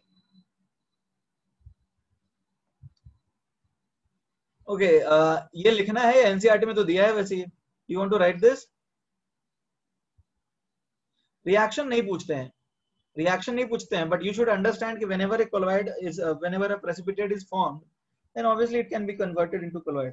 एक होता है ब्रेडिक्स आर्क मेथड, अरे एनसीईआरटी में तो दिया है यार, मतलब टाइम ज्यादा लंबा लगेगा, कोई भी प्रेसिपिटेशन रिएक्शन चूज कर सकते हो, ऐसा कुछ स्पेसिफिक नहीं है कि यही है, एनसीईआरटी में बहुत सारे रिएक्शंस दिए हुए हैं।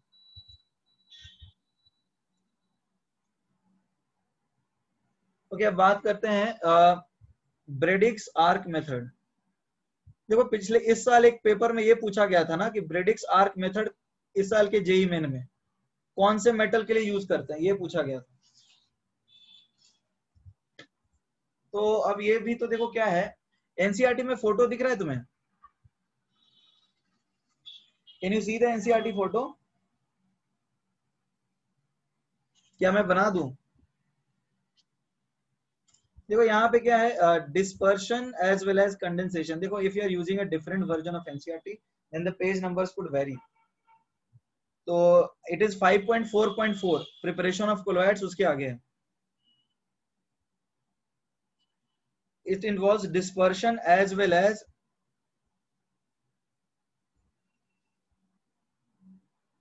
condensation। फिगर 5.8, हाँ स्क्रोल अप, ये लिखना है क्या तुम्हें? Gunjan, do you want to write this?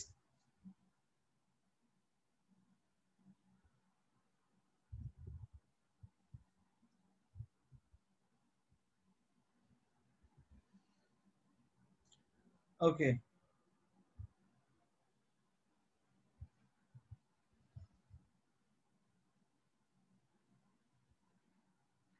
Can you repeat the number, which number? Narayan, which number are you talking about? अच्छा फिगर नंबर 5.8।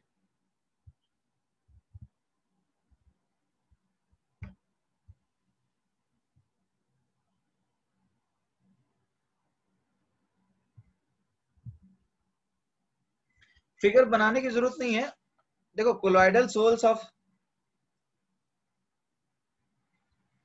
यहाँ पे करते क्या है, colloidal sols of metals draw कर सकते हो, such as gold, silver, platinum. etc can be made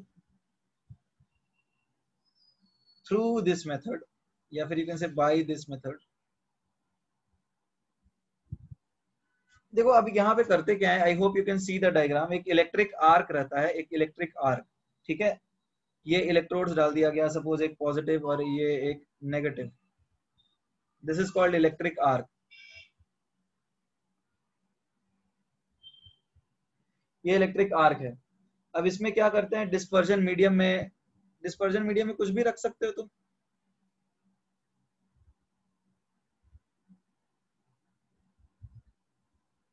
तो अब इसमें क्या होता है, जैसे जो भी मेटल है ना, गोल्ड हो गया, सिल्वर हो गया, ये वेपराइज हो जाते हैं और ये क्लोराइड बना देते हैं. बगल में रखते हैं आइस बाथ ताकि डैमेज ना हो इधर आसपास. This is ice bath. तो अब ये फिगर में क्या होता है कि have you seen gold Smith? Gold Smith जानते हो? Gold Smith, Sonar, the one who makes golden ornament, जो गहने बनाता है. नहीं देखा है कभी? अरे स्लैंड क्यों बनाया है? ऐसा कुछ नहीं है स्लैंड बनाया. आर्क बनाने का मतलब क्या है, यहाँ पे देखो, आर्क बनाने का फायदा ये है कि यदि तुम एक आर्क बना दोगे ना इस तरह से, तो मेटल को काफी ज्यादा हीट मिलेगा और वो वेपराइज आसानी से होगा. इलेक्ट्रोड्स ऐसे रखोगे तो हीट कम मिलेगा. तो आर्क बनाते हैं जिससे हीट ज्यादा ट्रांसफर होता है. And obviously these two won't touch each other. तो जो हीट प्रोड्यूस होगा उससे मेटल जो है वो पिघल जाएगा और उससे क्लोराइड बन जाएगा. I don't know if you have seen, अरे तुमने गहने बनाने वाले सोनार नहीं देखे, गोल्ड स्मिथ? अरे जैसे वो क्या करता है, प्योर गोल्ड का थोड़ी ऑर्नामेंट बनता है. Let's say you are making a necklace या फिर कुछ भी चीज बना रहे हो, आभूषण, तो उसमें क्या करता है, वो कॉपर मिक्स करता है, गोल्ड मिक्स करता है, सिल्वर मिक्स करता है, बहुत सारे एलिमेंट्स मिक्स करता है ना. So if you have not seen it then I can't help. कितने लोगों ने देखा है? किसी ने नहीं देखा. ये देखा है तो अच्छी बात है. वो भी सिमिलर मैकेनिज्म यूज करता है, पिघला देता है, कोलॉइड बन जाता है, उसमें जो भी कॉम्पोजिशन रिक्वायर्ड है उसके हिसाब से बना लेता है. तो यही वो तरीका है. यहाँ पर थोड़ा इलेक्ट्रिसिटी यूज कर ले रहे हैं बट मेथड सेम ही है. ये भी गोल्डन ऑर्नामेंट्स यूज करते हैं ना, जैसे कि if you are using a golden ornament, ठीक है, तो उसमें सिर्फ सोना थोड़ी होता है. It does not contain gold, it contains other elements like copper, silver as well. ठीक है, तो वो पेप्टाइड मतलब इसी तरह से करता है वो भी. इंटेंस हीट से मेटल वेपराइज हो जाता है और उससे बन जाता है क्लोराइड. और जो रिक्वायर्ड कॉम्पोजिशन है, जितना परसेंट प्योर तुम्हें गोल्ड रखना है, यू कैन डू दैट.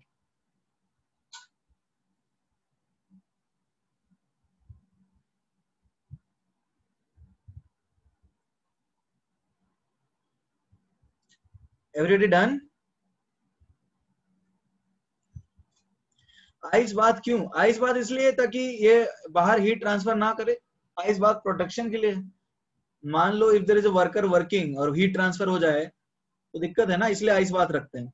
और आइस रिप्लेस होता रहता है ताकि ठंडा हो जाए, हीट बाहर ना जाए. और आर्क के बीच में मेटल. लिखना चाहो तो लिख सकते हो, एनसीईआरटी में दे रखा है. तो इससे सॉलिड सोल बनेगा. हाँ, इससे सॉलिड ही बनेगा, इससे सॉलिड सोल बनेगा. बट जैसे एक्सोथर्मिक नहीं है, इसमें तो हीट दे रहे हैं हम. अरे जैसे तुम्हें ऑर्नामेंट्स बनाने हैं तो प्योर गोल्ड थोड़ी यूज करते हैं, उसमें कॉपर मिक्स करते हैं, तो ऐसे ही बनाते हैं क्लोराइड. और क्या. Can we move ahead everybody?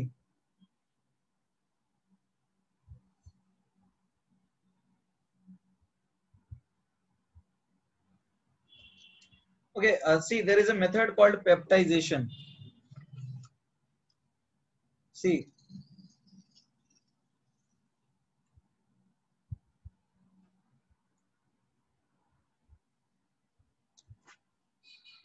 Peptization क्या है? ऑर्नामेंट्स कोलोइड नहीं होते, बट जब वो पिघलते हैं उस टेम्परेचर पे कोलोइड्स होते हैं. वो उस टेम्परेचर पे जब वो पिघली हुई स्टेट में रहते हैं उस वक्त कोलोइड्स होते हैं. Is that clear? अरे ऑर्नामेंट्स कोलोइड नहीं होते भैया, जब वो पिघलाता है तब कोलोइड बनता है. ठंडा कर देगा तो obviously it won't be colloid. See, अभी एक इंपॉर्टेंट मेथड आया हमारे पास, पेप्टाइजेशन. पेप्टाइजेशन क्या है? It is a method of converting, बाद में होमोजेनस बन जाता है, मेथड ऑफ कन्वर्टिंग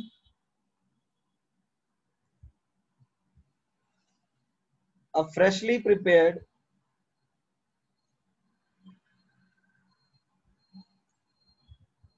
precipitate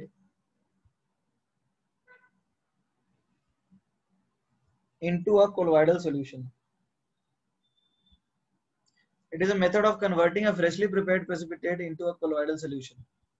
एक freshly prepared जो precipitate है उसको colloidal solution में convert करने का ये method है. जैसे मान लो तुम्हारे पास FeCl3 है, ठीक है, FeCl3 है, FeCl3 में तुम जस्ट पानी डाल दोगे ना, जैसे मान लो तुम्हारे पास टेस्ट ट्यूब है, ठीक है, अब ये FeCl3 नीचे जमा हुआ है, तो तुम इसमें सिर्फ हॉट वाटर डाल दो, गर्म पानी, तो हॉट वाटर डालने से क्या हो जाता है, हॉट वाटर डालने से क्या होता है, यहाँ पे तुम्हें मिल जाएगा colloidal solution of FeOH whole thrice, ये ब्राउन कलर का होता है, मैंने फोटो दिखाया था। तो ये जो मेथड है इसको बोलते हैं पेप्टाइजेशन, और ये जो हॉट वाटर है जिसके कारण प्रेसिपिटेट बना, that is called peptising agent. Basically hydrolyse कर गया गर्म पानी में और कुछ नहीं, ठीक है, ये ब्राउन कलर का दिखेगा कुछ इस तरह से, तो ये कोलोइड बन गया, and this is called peptization. Written everyone?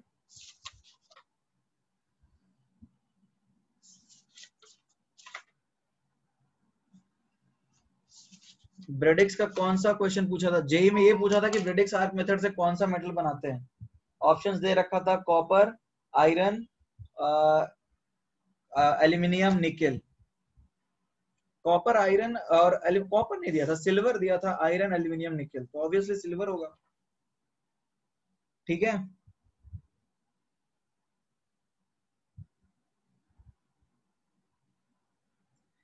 Everybody, can we scroll down? Do you want to write this?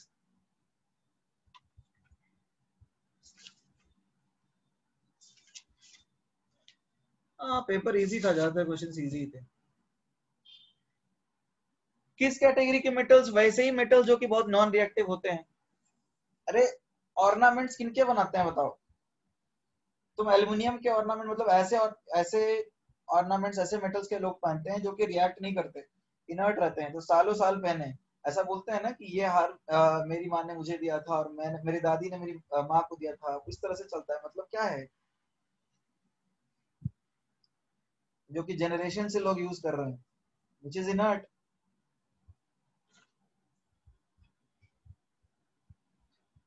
तो ऑब्वियसली वैसे मेटल्स के लिए यूज करते हैं।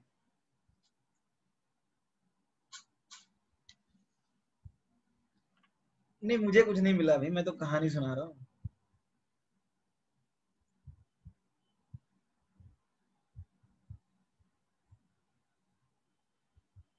आगे बढ़ सकते हैं?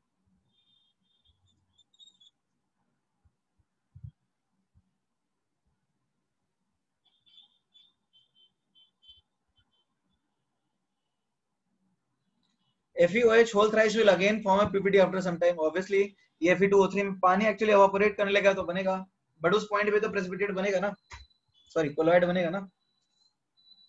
ओके, अब देखो क्या है कि आगे बढ़ते हैं। एनसीईआरटी के सीक्वेंस में प्यूरिफिकेशन ऑफ कोलोइड्स है, ये पढ़ने की जरूरत है। डायलिसिस, इलेक्ट्रोडायलिसिस और अल्ट्रा फिल्ट्रेशन, ये तो पढ़ने की जरूरत नहीं है ना। डायलिसिस क्या होता है? एक मेम्ब्रेन यूज करते हैं जिसको डायलाइजिंग मेम्ब्रेन बोलते हैं, उससे इलेक्ट्रोलाइट्स मतलब ऑस्मोसिस टाइप हो जाएगा उससे, और दो मेम्ब्रेन अलग अलग हो जाएंगे, मतलब पानी अलग हो जाएगा। किडनी यही करता है, हमारे बॉडी में किडनी यही करता है ना, dialysis. Is that clear? Okay, अब बात करते हैं डायलाइजिंग। इलेक्ट्रोडायलिसिस, चार्ज पार्टिकल्स यदि हैं तो वो सेपरेट हो जाएंगे इलेक्ट्रिसिटी की वजह से। अल्ट्रा फिल्ट्रेशन तुम्हें पता ही है, अल्ट्रा फिल्ट्रेशन तो तुम्हारा इसमें हो जाता है एक्वा, एक्वा गार्ड वगैरह वगैरह, इन सब में। Is that clear? अच्छा, प्रॉपर्टीज ऑफ कोलोइडल सॉल्यूशंस, ये बताने की जरूरत है? चलो ठीक है, एक बार लिखवा देता हूँ, ये बेसिक चीज है। Properties of colloidal solution,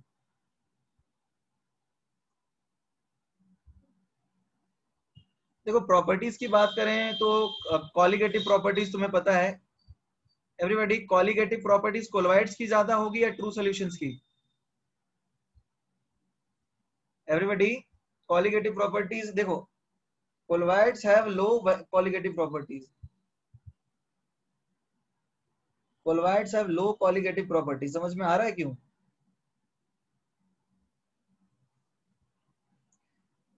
because the particle size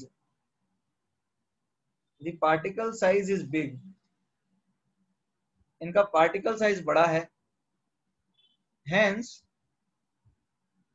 the number of particles hence the number of particles will be less। जब पार्टिकल साइज बड़ा है, नंबर ऑफ पार्टिकल्स कम है, तो अब बताओ कॉलिगेटिव प्रॉपर्टीज क्या होते हैं? These are those properties which depend on number of particles and not on the nature of particles. ठीक है, hence so the colligative properties will also be less।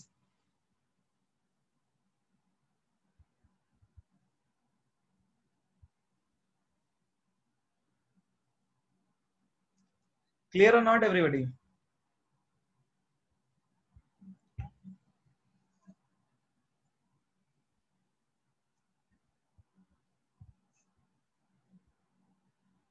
अरे हाँ है ना, ये हमने ट्रू सॉल्यूशंस में ही पढ़ा था। ये लिखना चाहो तो लिख सकते हो। अरे जैसे दूध में चीनी डालोगे तो vapour pressure boiling point change होता है क्या? हम नहीं पढ़ते, हम सिर्फ ट्रू सॉल्यूशन के लिए, पानी के लिए पढ़ते हैं, बिकॉज पानी के पार्टिकल साइज काफी छोटे होते हैं और कोलॉइड्स के बड़े होते हैं, तो वहां नंबर कम हो जाएगा, इसलिए कोई खास डिफरेंस नहीं पड़ेगा।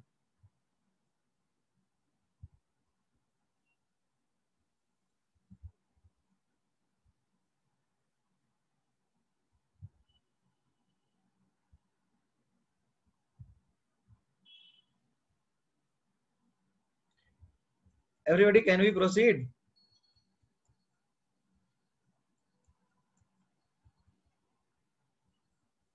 Everybody, have you written or not? Please respond in the chat box. Can I scroll down? और टिंडल इफेक्ट की बात की थी ना हमने, टिंडल इफेक्ट शो करेंगे क्या?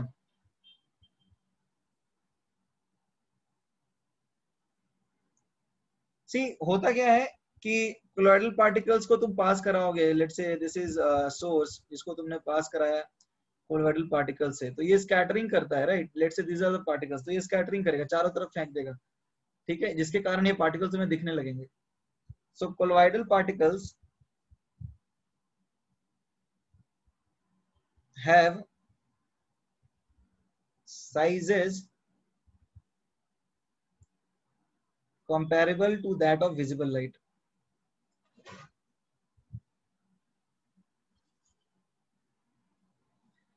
So they exhibit the property of Tyndall effect। Everybody, is that clear?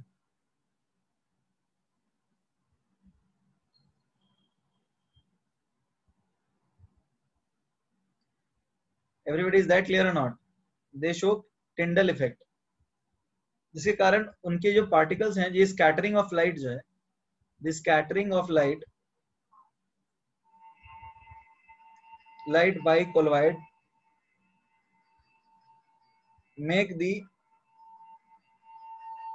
particles or path of light visible।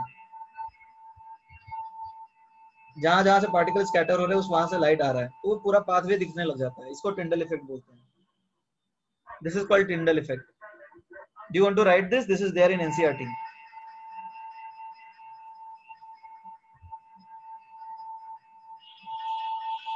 हाँ, बैकग्राउंड में वॉइस आ रहा है, क्या कर सकते हैं, you need to enjoy everything.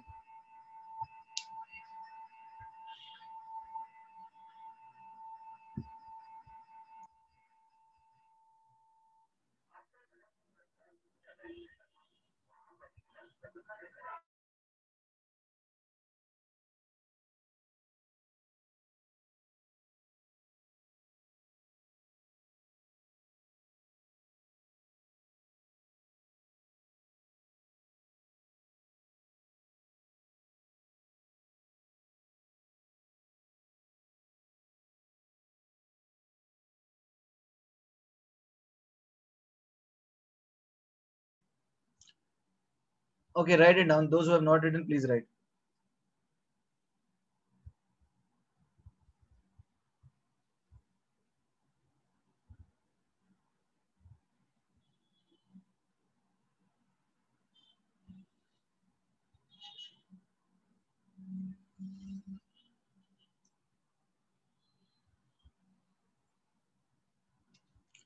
Okay, everybody run.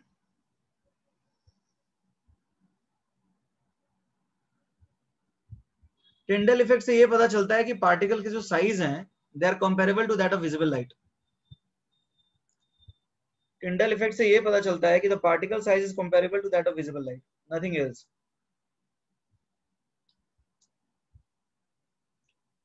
ठीक है. और टिंडल कोन एक बोलते हैं, जैसे कि जो ब्राइट कोन बन गया उसको टिंडल कोन बोलते हैं.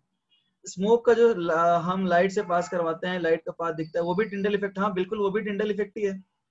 यदि तुम रूम में हल्का सा डर्ट रहे और एक छोटी सी स्लेट से लाइट आए तो पाथ ऑफ लाइट विजिबल हो जाता है. तो actually path of light visible नहीं होता है, वो पार्टिकल्स जहां जहां से रहते हैं ना वहां दिखने लग जाता है, तो लगता है वही पाथ है.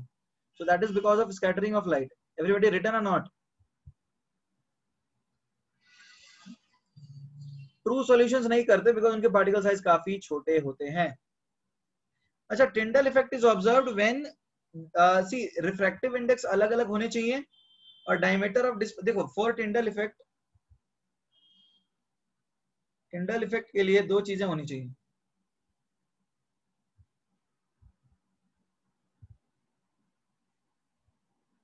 टिंडल इफेक्ट के लिए होनी चाहिए ये the diameter of the dispersed particle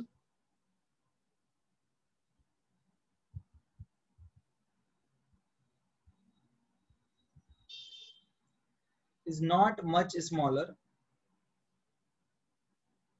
than the wavelength of light used.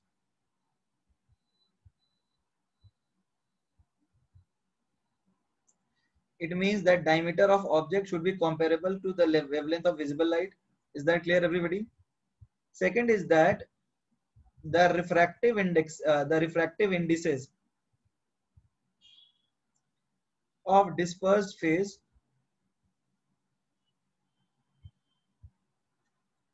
and dispersion medium should be different.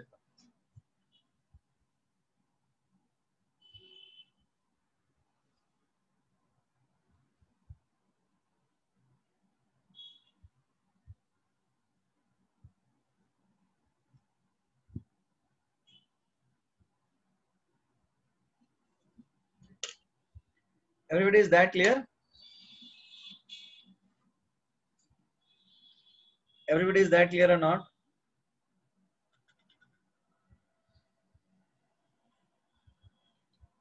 Everybody, is that clear or not?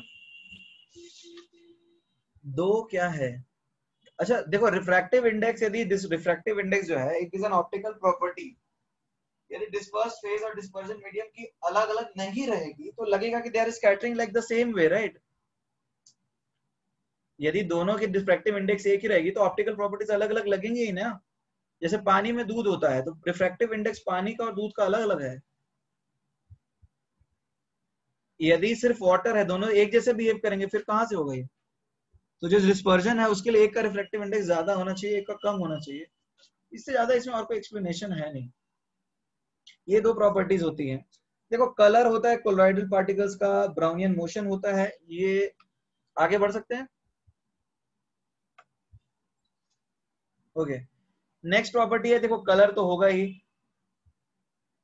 Colour होगा एंड ब्राउनियन मोशन होगा.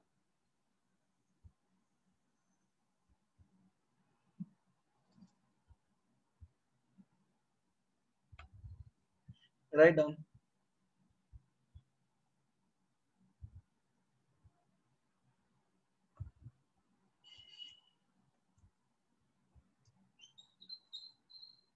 Return.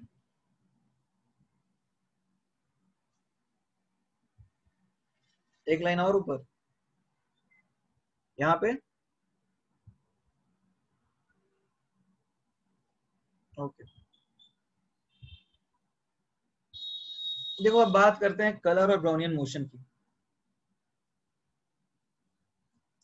Colour of Brownian motion की मतलब क्या है? Colour of colloid particle, देखो wavelength जो scatter करेगा वो उसका कलर होता है, और वो स्कैटर करता है ब्राउनियन मोशन। जैसे ये कोलॉइड पार्टिकल है, यहाँ से सपोज यहाँ गया, फिर यहाँ गया, फिर इस तरह से जाता है। तो ये जो जिगजैग मूवमेंट है इसको बोलते हैं, this zigzag movement is called, box में क्या लिखा है, कौन से बॉक्स में? ये डायमीटर ऑफ ऑब्जेक्ट, यहां पर है DO, मतलब diameter of object should be comparable to wavelength of visible light.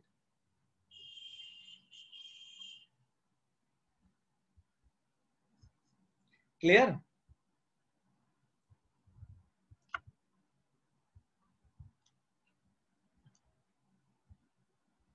अरे तभी डिस्पर्जन होगा, तभी टिंडल इफेक्ट होगा। Aditya, is that clear?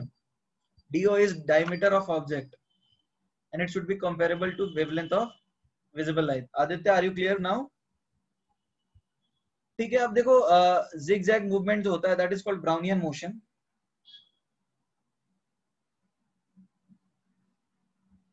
The color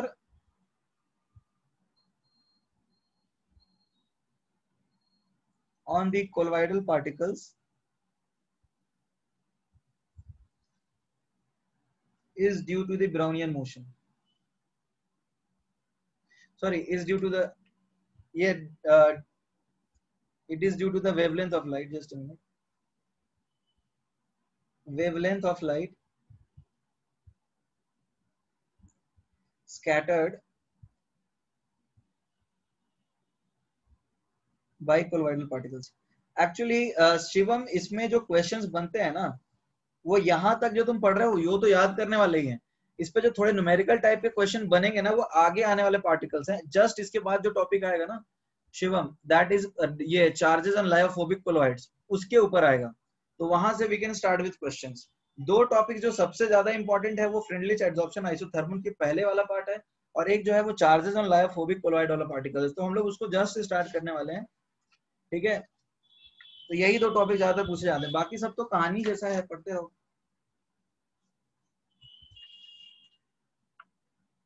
Written everyone, do you want to write this? This is also available in NCERT. Do you want to write this?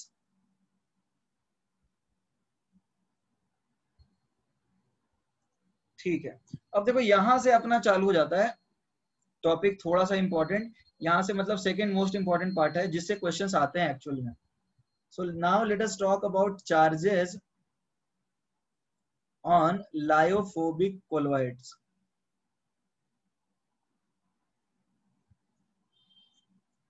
देखो यहां से एक important part चालू हो रहा है, मतलब ये पूछा जाने वाला टॉपिक है, इससे काफी क्वेश्चंस बनते हैं। Right it down Atharva.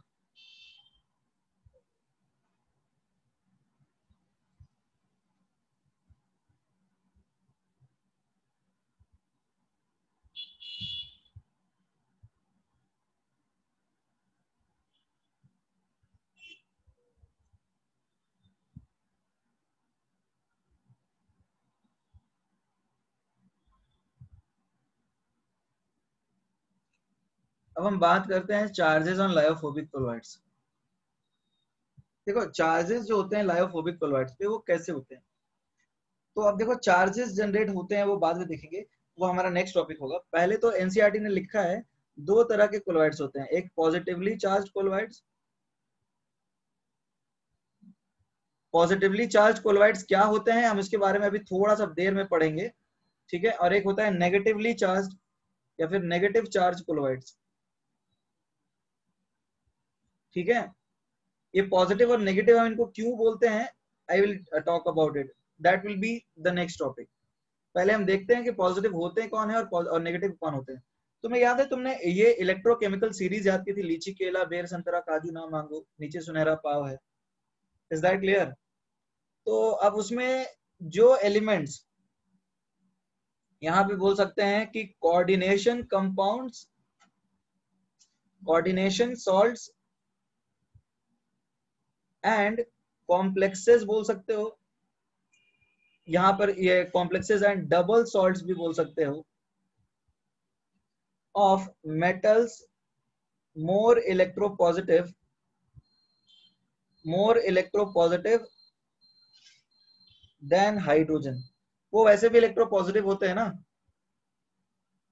अब ये आ जाएंगे क्या,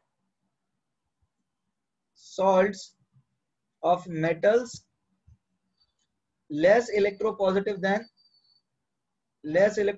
than hydrogen, and obviously p block elements।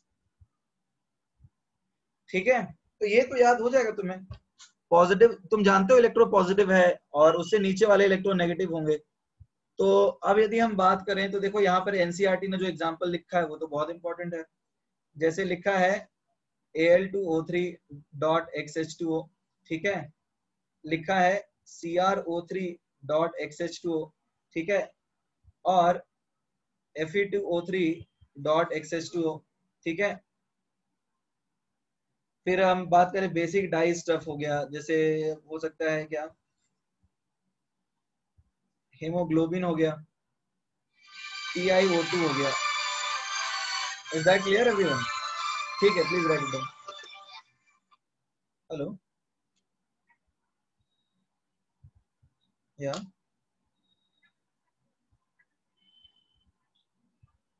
Okay, sorry I could not, sorry.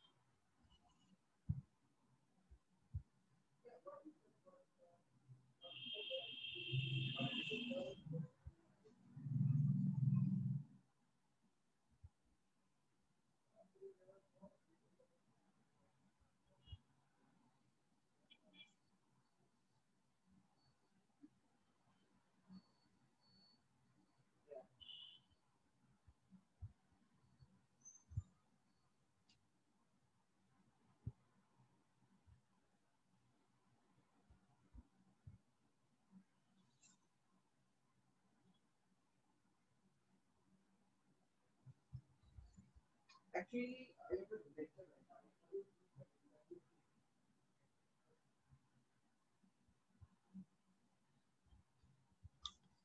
okay, everybody written? Everybody written or not? Fine. अब जैसे हम बात कर लेते हैं यहाँ पे, तो अब जैसे मेटल्स हो जाते हैं, मेटल्स कैसे, लाइक कॉपर, सिल्वर, गोल्ड, ठीक है। फिर मेटेलिक सल्फाइड्स हो सकते हैं, जैसे As2S3, Sb2S3, ठीक है, एक्सेट्रा। ठीक है, यहाँ पे किसी को कोई दिक्कत है तो ये तो याद हो जाएगा ना सबको।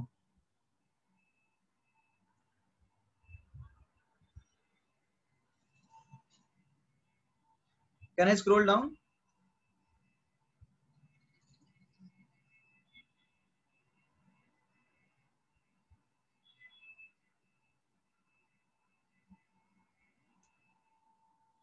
ओके, तो अब देखो, अब बात करेंगे हम लोग,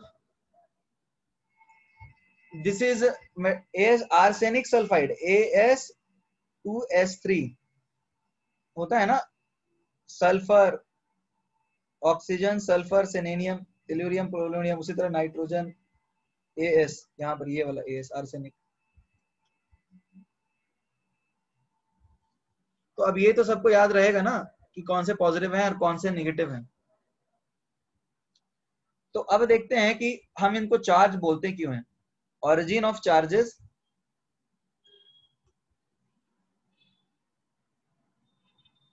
right it down.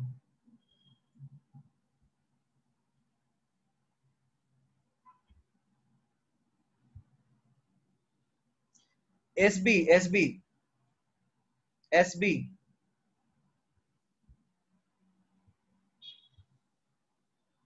This is SB।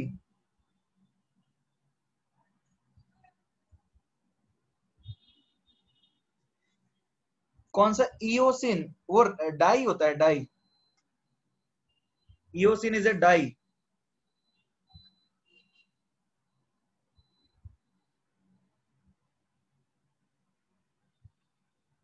Do you want me to show you the image?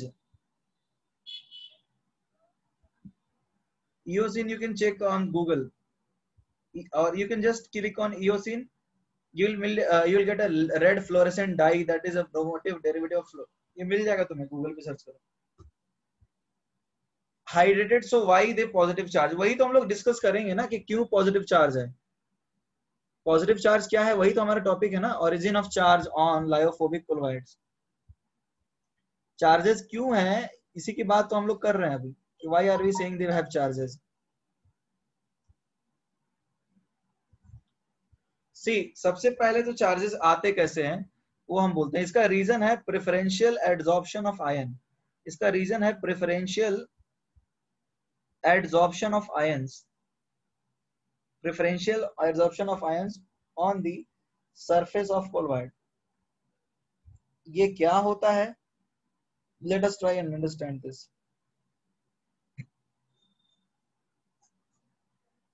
What exactly is preferential adsorption of ions? Let us try and understand this। Is that clear everybody?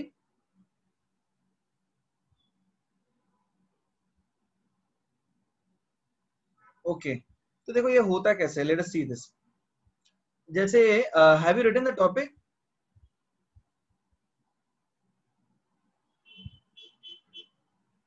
Okay, fine।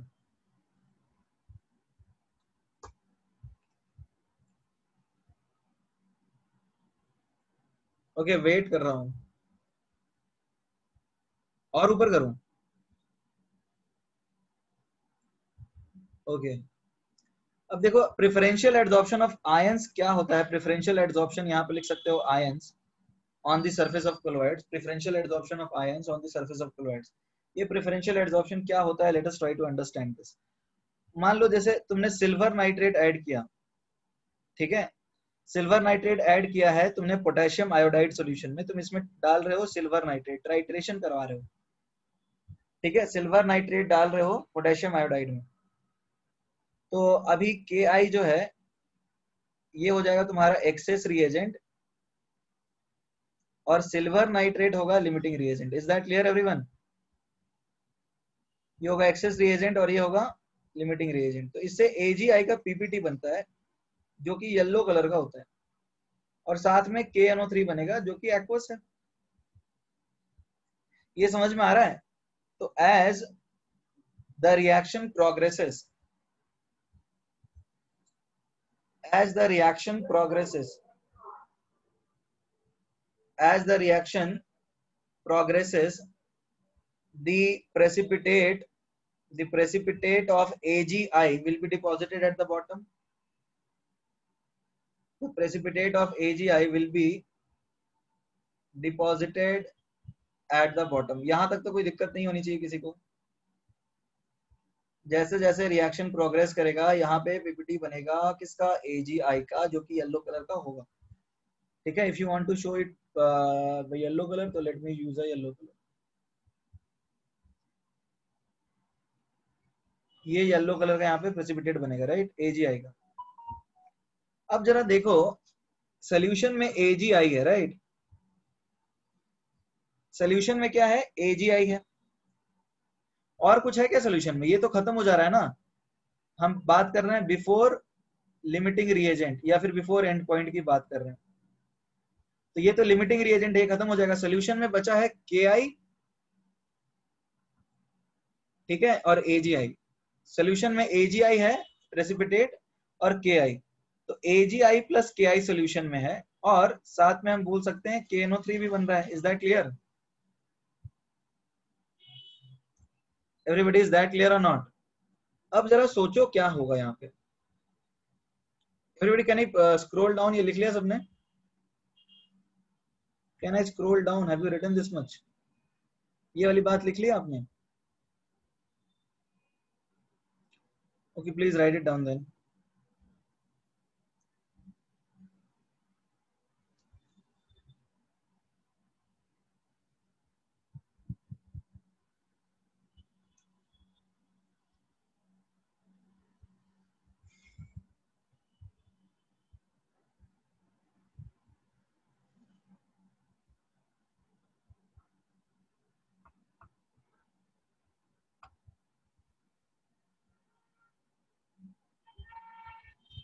Done everyone?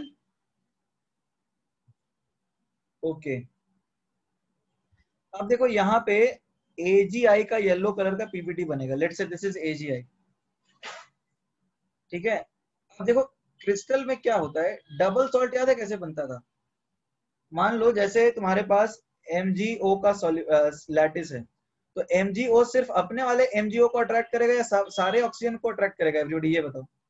MgO यदि का crystal है तो Mg2 plus को O2 minus को attract करने की एक tendency है, तो ये तो सारे O2 माइनस को अट्रैक्ट करेगा ना.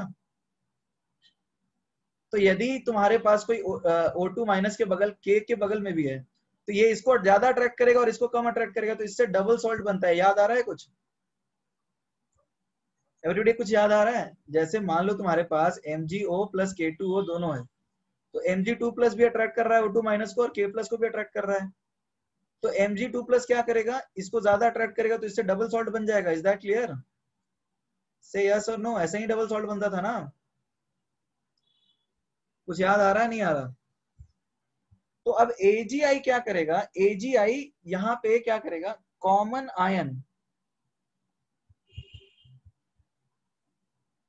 आयन विल बी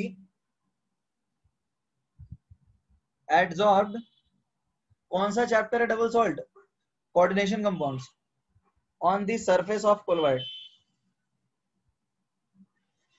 अब देखो Ag प्लस एक प्रेसिपिटेट है, तो इसको I माइनस को अट्रैक्ट करने की टेंडेंसी है. तो यहाँ पे कॉमन आयन कौन सा अवेलेबल है, जरा देखो. यहाँ पे कॉमन आयन कौन सा अवेलेबल है? यहाँ पे कॉमन आयन अवेलेबल है I माइनस. यहाँ पे कॉमन आयन अवेलेबल है I माइनस.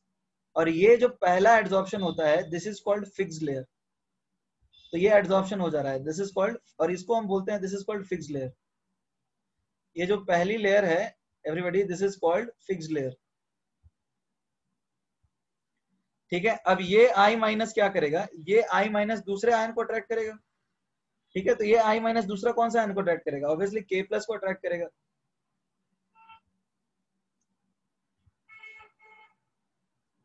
तो हम इसको बोलते हैं क्या, this is called mobile layer.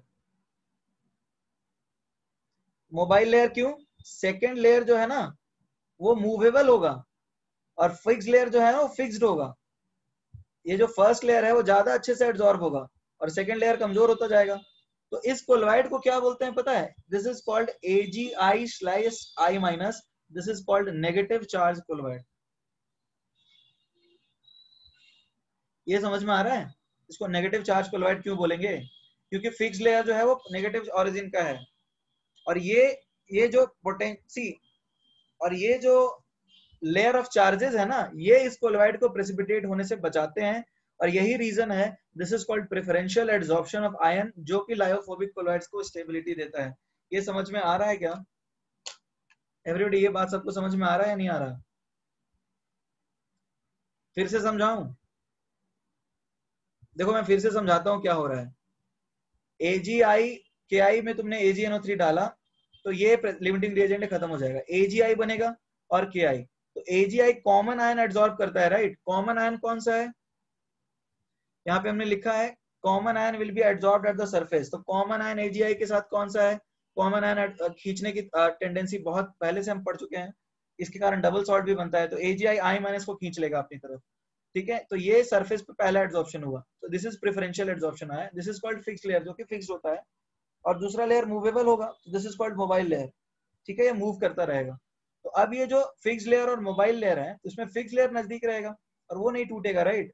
So that is why it is called negatively charged colloid, or you can say negative charge colloid, because यहाँ पे fixed layer negative charge का है. Is that clear? This is surface chemistry. This is not P block. Everybody, is that clear or not? अरे कुछ तो बोलो, ये negative charge colloid कैसे घोषित किया, समझ में आया? क्योंकि फिक्स लेयर जो है वो नेगेटिव चार्ज का है और वही इसके स्टेबिलिटी के लिए रीजन दे रहा है. प्लीज राइट इट डाउन और you can take a screenshot of the same. ये फोटो एनसीईआरटी ने तो नहीं बनाया है. तो AgI यहाँ पे नेगेटिव चार्ज कोलॉइड है.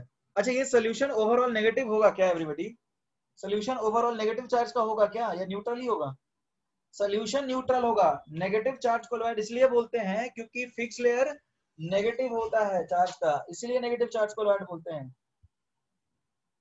समझ में आ रही बात? सोल्यूशन ओवरऑल न्यूट्रल ही है.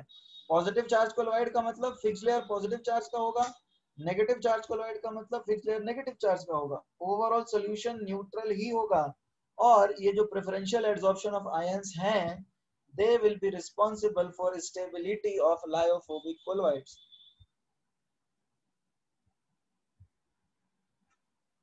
डबल सॉल्ट का एक्सप्लेन करूं? अरे डबल सॉल्ट में क्या होता है, जैसे कॉमन आयन कुछ भी रहा है, एक कटायन की पोलराइजिंग पावर ज्यादा है तो वो अपने आयन के साथ साथ बगल वाले के भी आयन को खींच लेता है.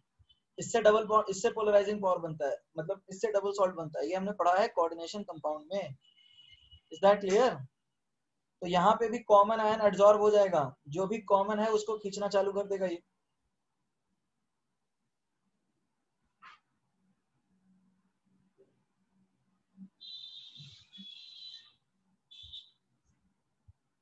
Is that clear or not?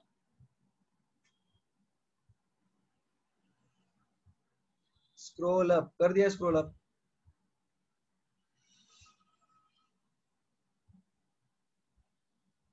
और स्क्रॉल अप करूं?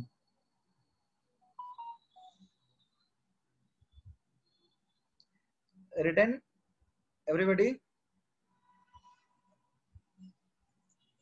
वो सेंटर AgI की जगह KI क्यों नहीं बनता? अरे सेंटर AgI की जगह KI इसलिए नहीं बनता क्योंकि प्रेसिपिटेट AgI है ना. प्रेसिपिटेट ही जो है, ये समझाने के लिए बताया कि डबल सॉल्ट में जैसा होता है वैसा यहाँ भी होगा. यहाँ प्रेसिपिटेट ही कोलॉइड बनेगा ना, जो प्रेसिपिटेट है वही कोलॉइड बनेगा, इसलिए AgI चूज किया. Fine. The potential developed between the two layers is called electrokinetic or zeta potential. These layer of charges are called Helmholtz. These are called Helmholtz double electrical insulation layer. NCERT में नाम दिया है क्या? NCERT में नाम दिया है Helmholtz double electrical insulation layer, दिया होगा.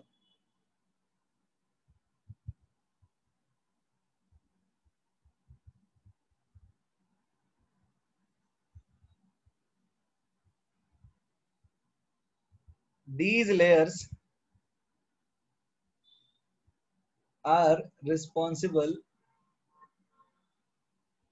for stability of colloid. ठीक है, write it down.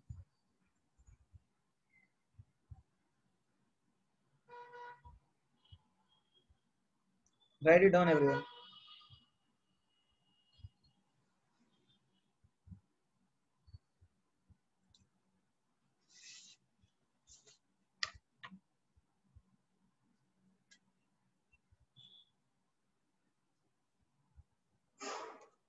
Second layer is movable, correct, इसलिए तो मोबाइल लेयर लिखा है. Second layer is movable, that is why it is written mobile layer. And first layer is fixed, that is why it is called fixed layer. Clear everyone? ये double layer है. हाँ, double layer. Everybody written or not? Repeat again in short, मैंने बोला कि जो एक layer बनता है फिक्स्ड जो कि मूव नहीं करता, दूसरा लेयर बनता है मोबाइल जो कि मूव करता है। तो ये जो फिक्स्ड और मोबाइल लेयर के बीच जो पोटेंशियल बनता है उसको इलेक्ट्रिकल मतलब इलेक्ट्रोकाइनेटिक या फिर जीटा पोटेंशियल बोलते हैं। और इन लेयर ऑफ चार्जेस को बोलते हैं Helmholtz double electrical insulation layer. ठीक है, कैन वी प्रोसीड एवरीवन? अच्छा, उल्टा कर दे तो क्या होगा? उल्टा कर दे तो केस 2 ले लेते हैं, जैसे यहां पर के आई ले लेते हैं एवरीबॉडी। लेट अस टेक के आई एंड MgOH2O क्या बताया? अरे MgOH2O नहीं बताया मैंने, K2O बताया था। डबल सॉल्ट समझा रहा था कि Mg2 प्लस अपने के साथ दूसरे के आयन को भी खींचता है। तुमने यदि इस बार सिल्वर नाइट्रेट को मतलब पोटेशियम आयोडाइड में सिल्वर नाइट्रेट डालोगे तो इस बार क्या होगा? AgNO3 plus Ki, that will give you AgI yellow PPT plus KNO3।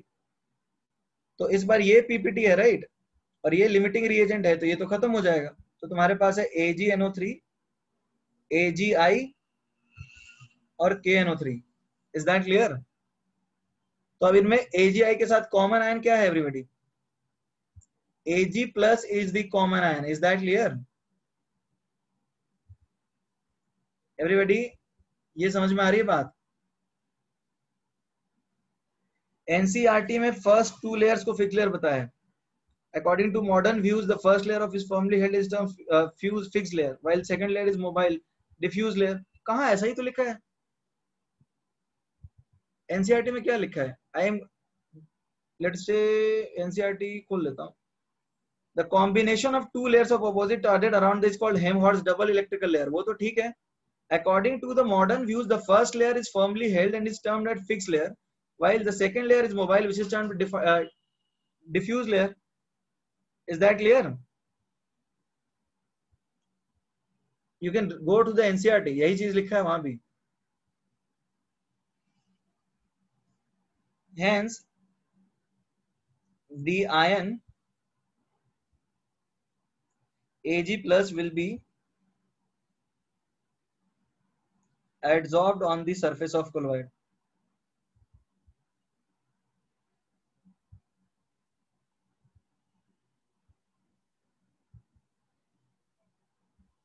Everybody, is that clear? तो अब जरा देखो क्या होगा। AgI है, Ag प्लस I माइनस, अब ये एड्सॉर्ब करेगा Ag प्लस। ठीक है,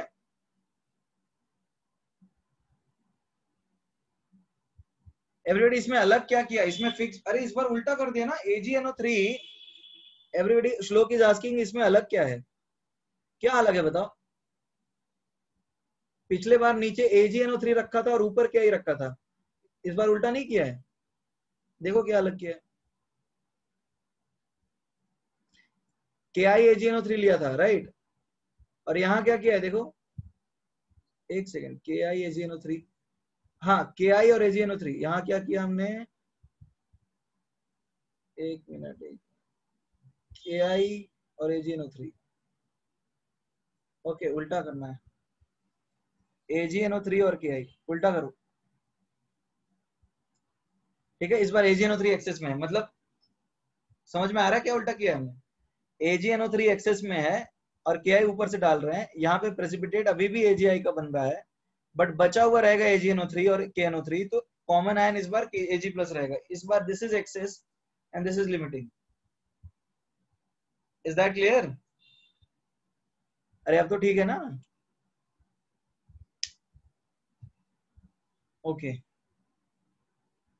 तो इस बार AgI जो है वो एड्सॉर्ब करेगा Ag प्लस को, क्योंकि वो कॉमन है। तो अब ये फिक्स लेयर हो जाएगा, और जो दूसरा लेयर होगा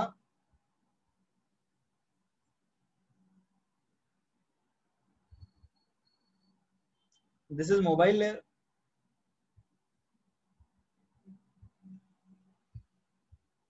इसको डिफ्यूज लेयर भी बोलते हैं। तो अब ये कोलोइड क्या है एवरीबॉडी? अब तो ये पॉजिटिव चार्ज आया ना,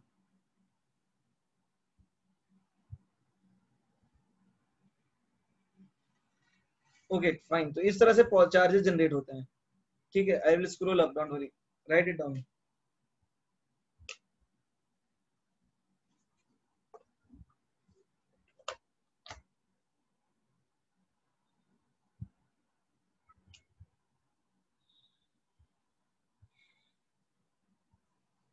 रिटर्न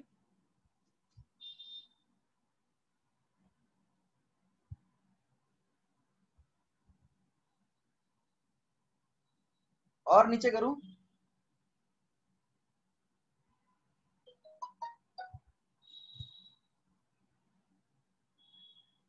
और नीचे, अरे कुछ लोग नीचे करने बोल रहे हैं, कुछ लोग ऊपर करने बोल रहे हैं।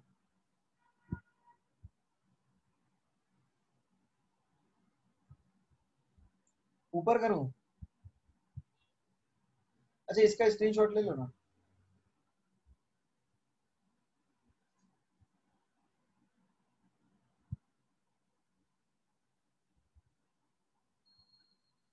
रिटर्न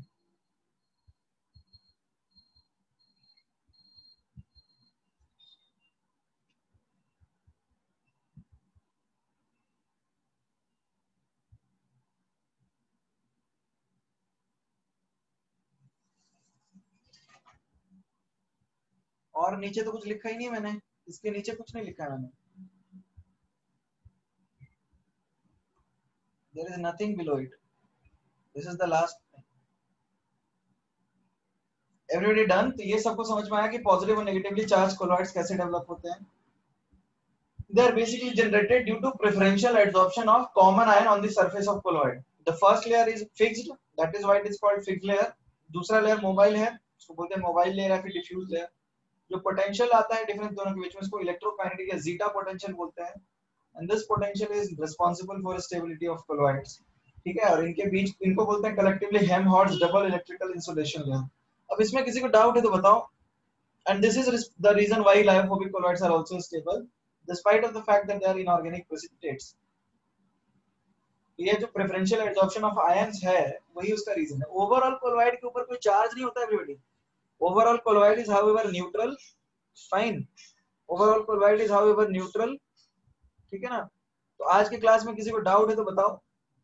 तो आज हमने सबसे इंपॉर्टेंट बात पढ़ी है वो यही पढ़ी है जो अभी पढ़ी, preferential adsorption of ions. Positive charge colloid कौन होते हैं? पॉजिटिव चार्ज कोलॉइड वो होते हैं जो हाइड्रोजन से ज्यादा इलेक्ट्रोपॉजिटिव होते हैं, नेगेटिव जो हाइड्रोजन से कम इलेक्ट्रोपॉजिटिव होते हैं, ठीक है।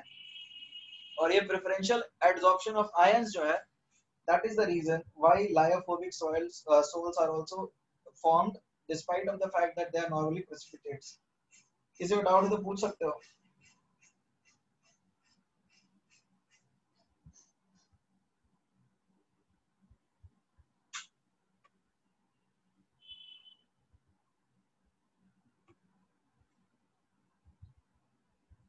याद रखने वाला आज का homework upload in the group, don't worry. ये हो जाएगा, फिर नेक्स्ट लेक्चर में हो जाएगा। It will take 1 hour more to finish this, ठीक है। Okay, any doubt? It will take 1 more hour to finish this topic. Everybody, any doubt?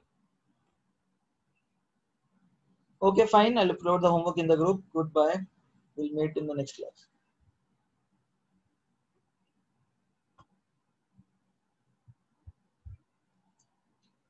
हाँ, पी ब्लॉक के पहले केमिकल बॉन्डिंग तो आना ही चाहिए। पी ब्लॉक के पहले आपको केमिकल बॉन्डिंग आना चाहिए।